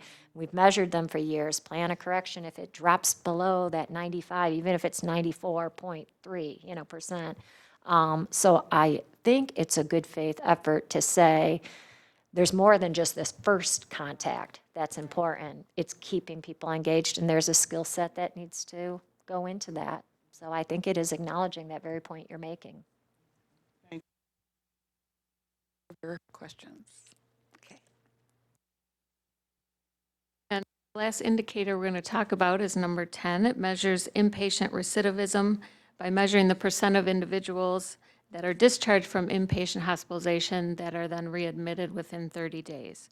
So both populations are in full compliance for quarter 2, and I just wanted to note that the results for the adults was just slightly out of compliance in quarter 1, but dropped substantially from the 15.35% to 11% for quarter 2.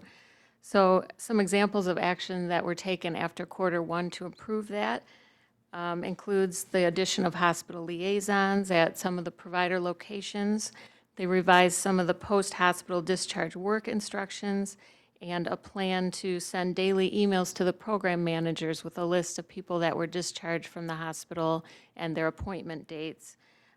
So we feel like a lot of those actions that were taken helped improve that and bring it back into compliance for quarter 2.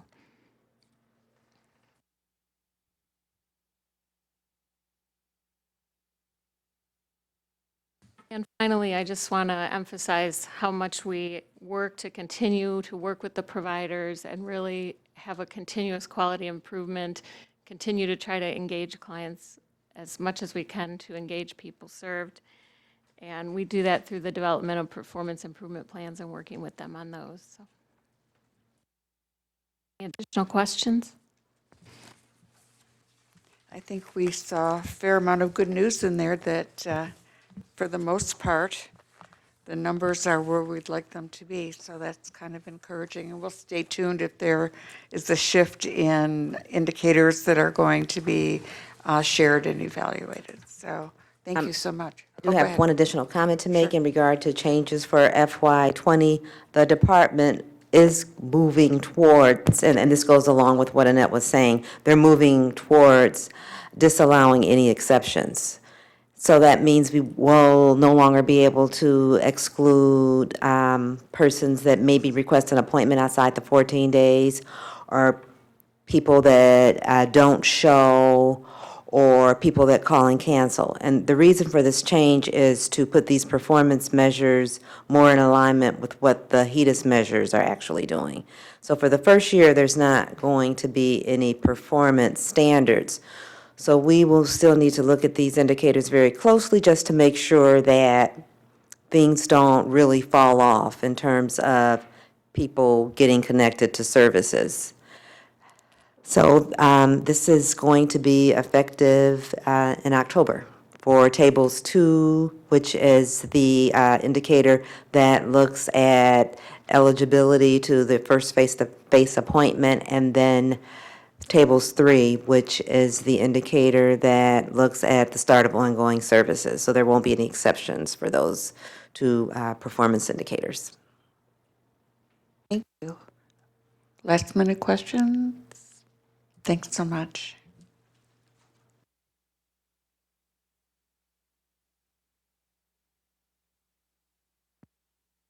Our next item is an item for approval, and that is adopting a new statement for public comment.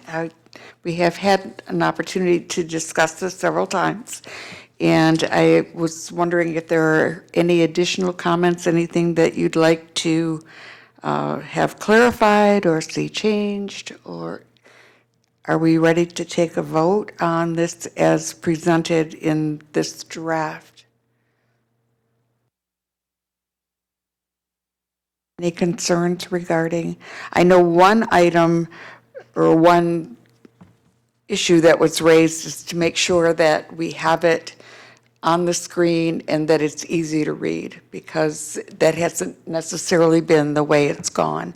So from that point of view, that goes without saying that this content, if approved, will be clearly visible. And I think this statement is a lot easier to understand and discern the information that we're trying to convey. Ms. Newman? The only concern I have is how to get people to respond to the time is up. I know it's delicate, and I think we had someone designated to kind of say something. I don't remember. I think we did discuss that, you're right, and I think we had two concerns. The overuse of time, and also not being within the realm of our scope. And I think that we did discuss having someone assigned to point that out should somebody drift into a super lengthy statement or take us off topic. So I think that we will have a designated individual. I can do it. I mean, how we do that, I think, is the detail we can hammer out. If it becomes a major issue, since we've made it understood that we still want to hear from people and that we want 2 opportunities for talking, I think that our public has been really good about understanding that. And I think we'll take it as it comes a little bit. I'd probably be whoever's chair would be the first line of Enforcement. I was looking for a better word than that, you know. Well, You don't want to hey, be I the mean, public comment crack the police, whip. exactly. That doesn't feel so good. But I think that whoever's running the meeting is the logical person to try first, to bring things back to the right points of our statement. One follow-up statement I would like to make to the public is that we are agonized over this a lot, and we really do want to hear people's concerns, and nobody wants to cut people off, because the lady that spoke today was visibly upset, and once you get caught up in the moment, it's easy to see how time just flies out the window. But we still have a responsibility to all of us so that all of the information that needs to come forward in these meetings can come forward. But we agonize over this. It's not it wasn't done lightly, and I hope nobody goes away from this meeting thinking that we really don't want to hear from you, because that is not the case. We take it to heart when people come to these mics to talk to us, and we want to hear from you. We also discussed when we did agonize over the time and how I don't want to use enforce, but how to make sure that, part of it is to be fair to, to all who are speaking. The equity in time allotment is an issue of fairness to all other speakers. Mr. Torres? Just to second both your statements, that I think that the time limit allows for efficiency of the business to get done of the organization and for everybody to have an opportunity to speak. I was just at a conference over the weekend, and I attended a seminar on Open Meetings Act, with regard to school boards, but just about every school board in the state of Michigan has a 3 to 5 minute rule to allow public to comment. So I think that with this, though, we did debate this quite a bit from what I remember, and really the gist of it is we want to hear from the community, but we want to make sure that we're also able to hear from everybody, and that we can be efficient in the way that we conduct business of the organization. So, I think the enforcement part, I guess we don't like to say, is there'll be an art to it that we'll figure out. So, thank you. Other comments? Any issues with the statement itself? Are you happy with how that reads? I think it's a good statement, too. If there are no other comments or any further discussion, is there a motion to approve adopting the draft public comment statement and making it our official statement? So move. Support. All in favor, please say aye. Aye. Opposed? Thank you.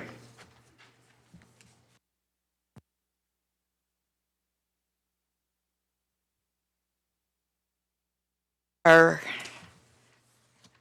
National Recovery Month and National Suicide Prevention Month resolutions. Hello. And I'm Suzanne Weinert, and I'm in the on the communications team. I'm the Communications and Community Outreach Coordinator, and I'm bringing you the proclamation for National Recovery Month. I am going to read it. And basically what we do is we mail the proclamation to all of the Oakland County city, villages, and townships every year. And oftentimes we're asked to go and accept these proclamations at their city council meeting in September. A lot of times leadership or staff from OCHN will go and accept the proclamation. We've probably had, these were sent out last week, a couple weeks ago, and we've probably gotten maybe 3 or 4 requests to come out and accept those proclamations. So I'm going to go ahead and read the proclamation for the board's acceptance. National Recovery Month, September 2019. Whereas substance use recovery is important for individual well-being and vitality, as well as for families, communities, and businesses, and whereas an estimated 2.1 million people had an opioid use disorder, which includes 1.7 million people with a prescription pain reliever use disorder and 0.7 million people with a heroin use disorder. And whereas according to SAMHSA, the Substance Abuse and Mental Health Services Administration, in 2017, an estimated 20.7 million people aged 12 or older needed substance use treatment. And whereas we will continue to educate and raise awareness of the risks and potential harm associated with prescription drug misuse. And whereas we believe everyone facing substance use disorders deserves the benefit of recovery. And whereas Friday, September 20th, 2019, has been designated for Oakland County's 12th annual Substance Use Recovery Celebration and Walk. And whereas stigma and stereotypes associated with substance use disorders often keep people from seeking treatment that can improve their quality of life. And whereas substance use disorders occur when the reoccurrence of alcohol and other drugs causes clinically or functionally significant impairment, such as health problems, disability, and failure to meet major responsibilities at work, school, or home. And whereas substance use disorder recovery is a journey of healing and transformation, enabling people to live in a community of their choice while striving to achieve his or her full potential. Whereas substance use disorder recovery benefits individuals with substance use disorders by focusing on their abilities to live, work, learn, and fully participate and contribute to our society, and also enriches the culture of our community. And now, therefore, be it resolved that Oakland Community Health Network hereby recognizes September 2019 as National Recovery Month. OCHN calls upon our citizens, government agencies, public and private institutions, businesses, and schools to recommit our state to increasing awareness and understanding of substance use and the need for appropriate and accessible services to promote recovery. And as mentioned in the proclamation, the Oakland County Recovery Walk and event will be on September the 20th, Friday, September the 20th. It'll be from 10 a.m. to 2 p.m. It'll be here at OCHN in our parking lot. We also do a walk down Corporate Drive, and the individuals that come, they participate and they carry signs that talk about treatment and prevention and recovery and how important it is, and they get a lot of attention as they're walking by. There'll also be guest speakers and entertainment and music and games and a lunch provided to the individuals that attend. So I just wanted to indicate what was going on here with OCHN for the recovery celebration. There's also a statewide recovery celebration, and we are participating in that, and that's on Saturday, September the 14th. That's at Belle Isle. So with that, if there aren't any questions, I would. Is there any discussion regarding the resolution? Newman? It says suicide prevention. Is there another proclamation? There's not a proclamation, it's just more informational. So I'll get to that. I just wondered if you wanted to do an approval of this first, or would you like to hear about the suicide prevention? I think we will approve this first. Okay. I think that's easier. Is there any questions or further discussion? Is there a motion to approve the proclamation as presented? Motion to approve as presented? Is there a second? Second, support. Okay. All in favor, please say aye. Aye. Any opposition? Okay, thanks. On to the next, sure. On to the next. September is also National Suicide Prevention Month, and OCHN also works very diligently with this initiative. It's an opportunity for OCHN and our community members to promote suicide prevention awareness. There's also World Suicide Prevention Day on September the 10th, and during that same week, that's National Suicide Prevention Week, and OCHN works really hard to provide information and messaging through social media, and also educational information with working with our partners and promoting these important initiatives just to create some awareness out there, as well as doing other initiatives throughout the year, but we also try to target and do some educational messages for suicide prevention during this month as well. Comments or questions regarding Suicide Prevention Month? Ms. Bernard? No, I mean, I kind of feel that we should be doing a proclamation for that also, even though we're not having an event. Just that it's a problem in our community. Maybe not for this year, but to something to consider for next year since we want to be ahead of the game. It's just a thought to discuss, even maybe on our Was August that meeting. considered? It's definitely a very good suggestion. Some communities have done that themselves. They've done proclamations for suicide prevention. We had started the proclamations with Recovery Month, but we'll definitely consider doing this. We do a lot of initiatives related to suicide prevention and work with a lot of our partners with suicide prevention initiatives and community discussions. We're bringing a big speaker in the fall to do some more discussions with suicide prevention. So I agree, even if we do it during some other observances with suicide prevention, we could definitely do some proclamations for that as well. Definitely. Be on the board, agreed.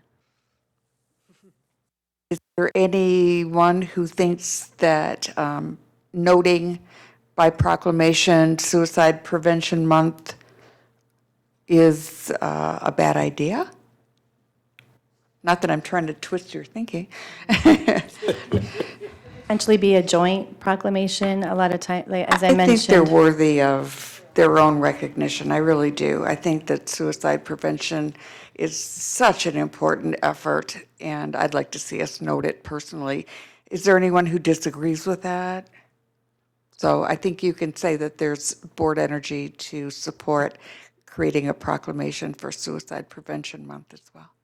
Absolutely. Okay, great. Thank you. you. Any other questions? Thanks so much.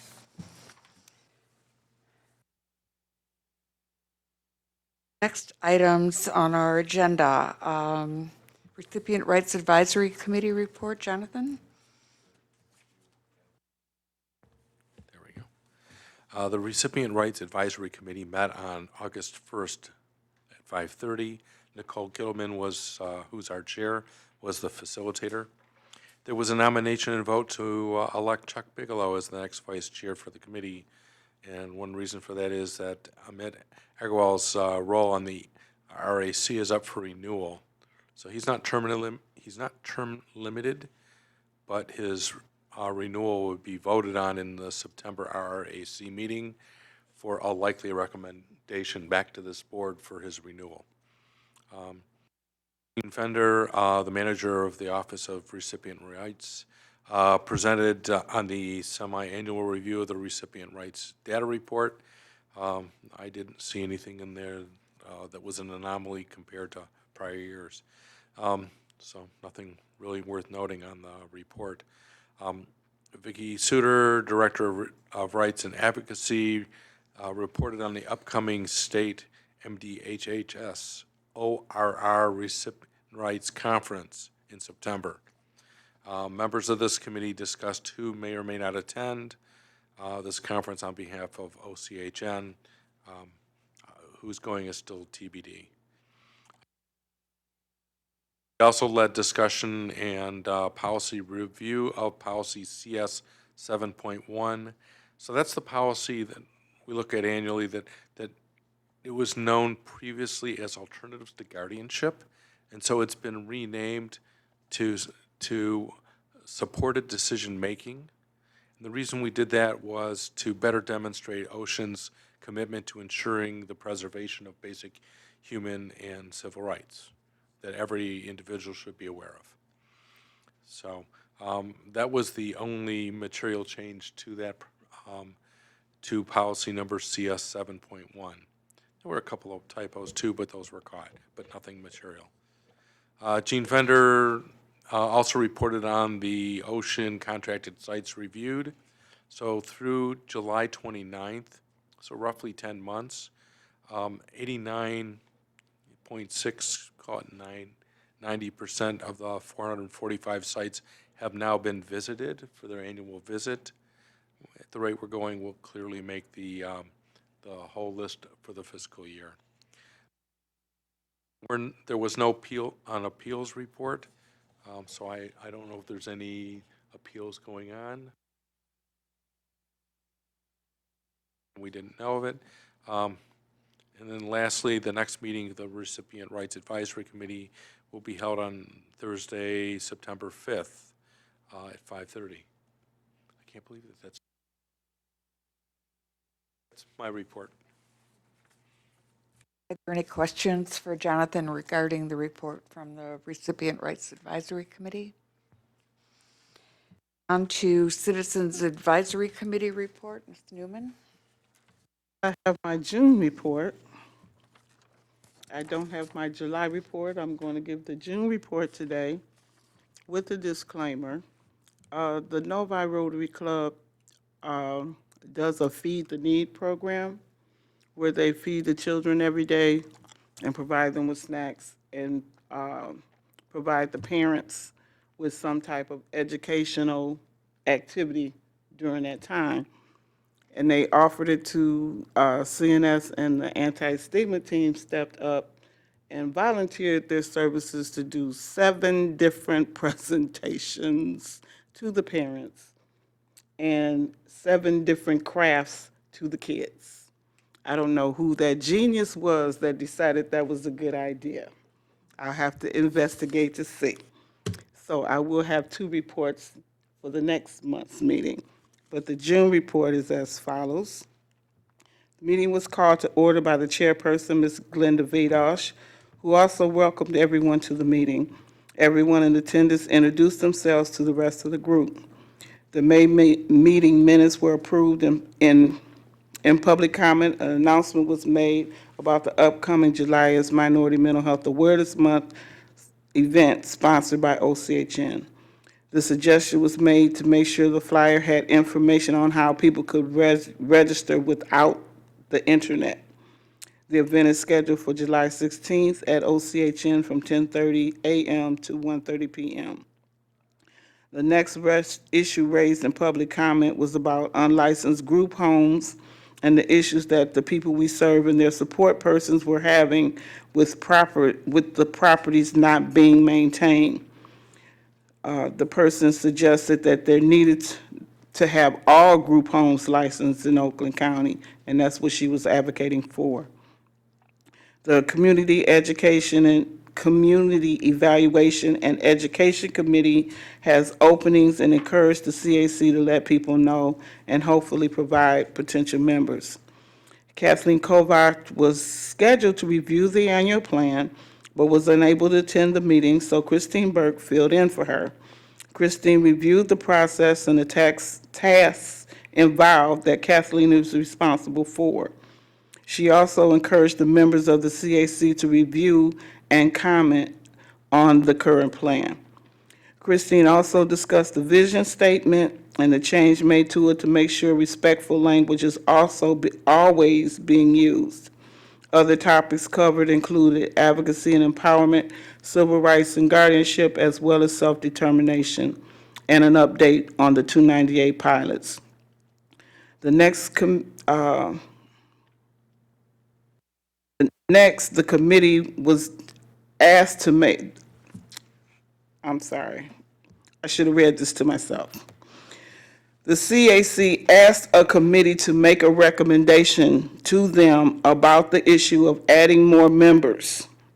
The discussion was tabled from the May meeting so that Mike Daly could take part and provide additional insight.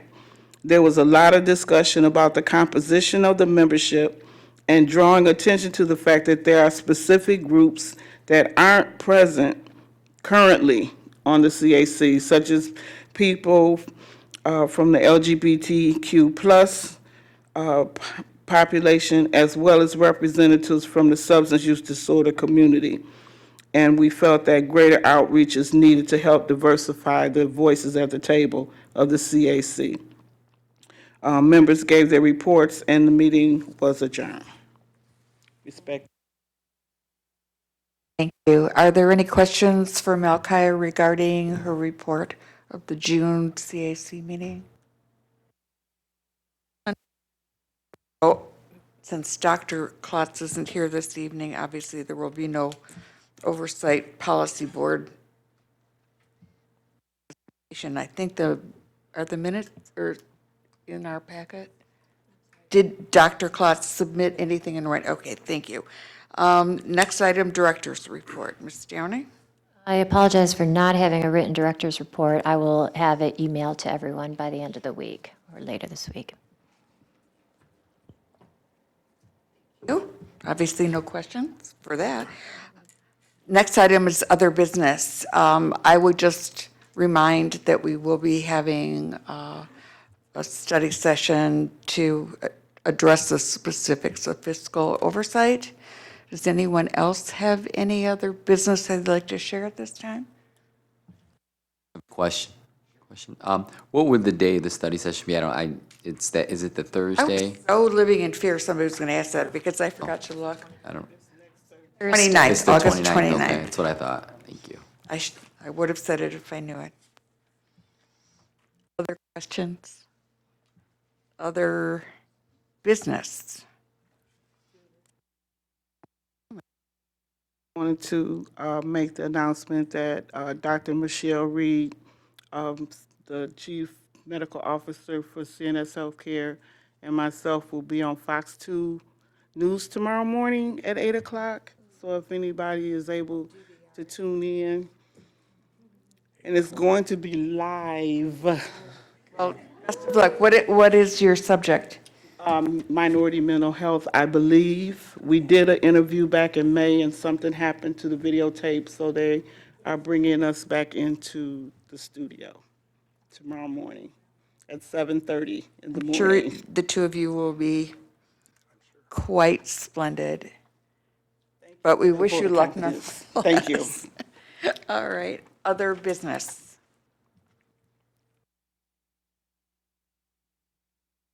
Item is our second opportunity for public comment. Hour?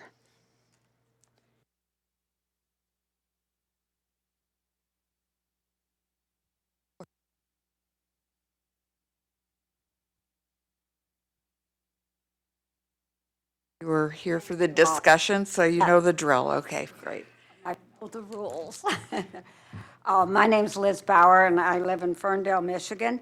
And I just wanted to commend Dr. Lawson and the performance indicator crew for the two reports on the network services and what I would add is that the percentages are interesting and the trend is interesting, but it would be more meaningful if we knew the number of individuals involved. And Dr. Lawson did refer to the fact that if it's a very small N, that the percentage can look worse than it actually is in terms of numbers of people and the outcome. So I'm hoping as you continue to do this work, that there, and I'm sure behind the scenes you do, collect the why of the percentages. Is it a lack of staff? Is it, you can't get a psychiatrist? Or is there no hospital space for somebody who really needs admission to a hospital? And I think that kind of data, the behind-the-scenes footnotes, if you will really help in your strategic budgeting process when you're going forward. So you can know who your network people, who's performing well with what they have, who could perform better if they had something more. So that I just wanted to mention. And then the other thing around your timing, Congress has three red little lights. When you testify in front of Congress, you get a yellow light, and then you get a red one, and they cut off the mic. So maybe, no, seriously, no, you 3 minutes and you're done. So I'm just thinking, sometimes a little light system that flashes yellow and then red is not personal, and it doesn't make anybody be the bad person about cutting you off. So it's just a thought. Okay. Thank you very much. For your comments. I think you've really provided some good suggestions on a number of items, so thank you. Anyone else who would like to make public comment at this time? Hope?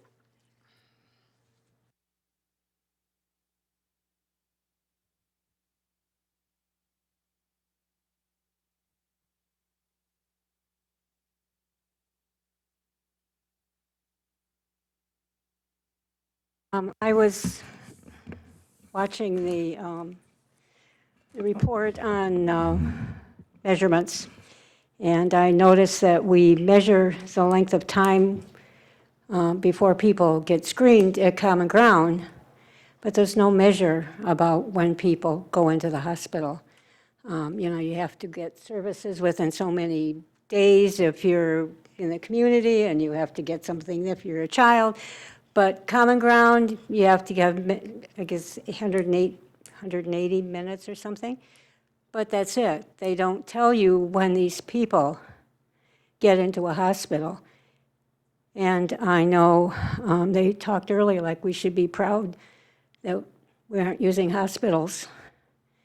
But we become notorious that we can't get our people into a psychiatric hospital, and that's not something to be proud about. And I think we should be measuring how long it takes to get somebody into a hospital, or if they even go on. People can't get into a hospital, they get in the criminal justice system. But we don't like the data from the criminal justice system. So it looks like our people have sort of gotten rid of that data and only using ACT about criminal justice. So we don't know what's happening to our people who can't get into the hospital, and they're getting involved with the criminal justice system because we've decided that the data isn't valid. And that's apparently what we often do if we don't like the data. It's not valid.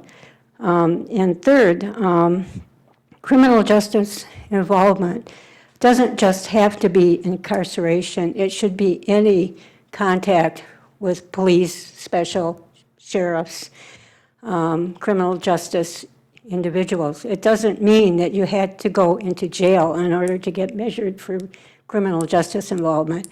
Our people often get in trouble with the police, and we should be measuring that. We shouldn't have to wait until they go into jail to measure that.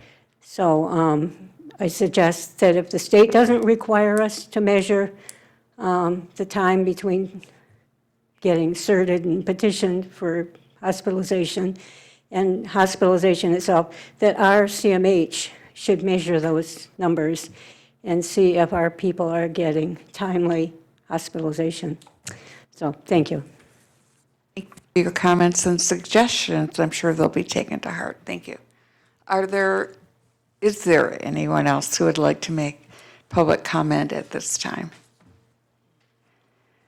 Move on to board member comments. We'll start with Mr. Furman. Is there any comment you'd like to make this evening? Again, to echo a lot of the sentiments tonight, I thought the dashboard measures were informative, and I hope to see more positive outcomes with that in the future. Thanks. I'll pass tonight. Just want to thank everyone that put all the data together. I thought everything was very informative tonight, so we appreciate that. Did want to mention a couple weeks ago, I was able to attend the Your Voice, Your Value conference, which was very well done. So wanted to say, Vicki, you were very impressive. I know there was a lot of people that probably put effort to put that on, but your emceeing of the event was great. Your connection with the audience and the folks there, I mean, calling them out by name and knowing them was really great. So I was happy to see that. Thanks to Mike, I heard from a community member of some help that you did for some services they needed, so appreciate your hard work. And then I was also invited recently to one of our, I guess they're one of our providers, Hispanic Autism Services of Michigan, who had a grand opening in Pontiac. They provide ABA services for folks in the Hispanic community. One of the first agencies in Michigan that actually does that, so they were recognized by the Oakland County Treasurer with a plaque. So just important, I think, to continue to service those with autism and especially looking at cultural differences. So it was a really nice event that they had, and I was happy to be there. Thanks. Newman? Dr. Taub. Pass. I knew that. That's why I didn't call him. Ms. Newman? Would like to thank the staff for their hard work. We don't thank you all the time. We know that your heart and soul is in this work. And I just want to say personally from me, thank you, each and every one of you. Any comment at this time? Okay. Ms. Bernard? I thank the staff too. I think they did a great job. And also thank Dr. Nicole Lawson for her outcomes presentation. I thought that was really helpful. And then Anya, of course, also thank you for answering all our great millions of questions. And maybe I should ask her specifically, but I kind of feel like, is it possible to save paper for the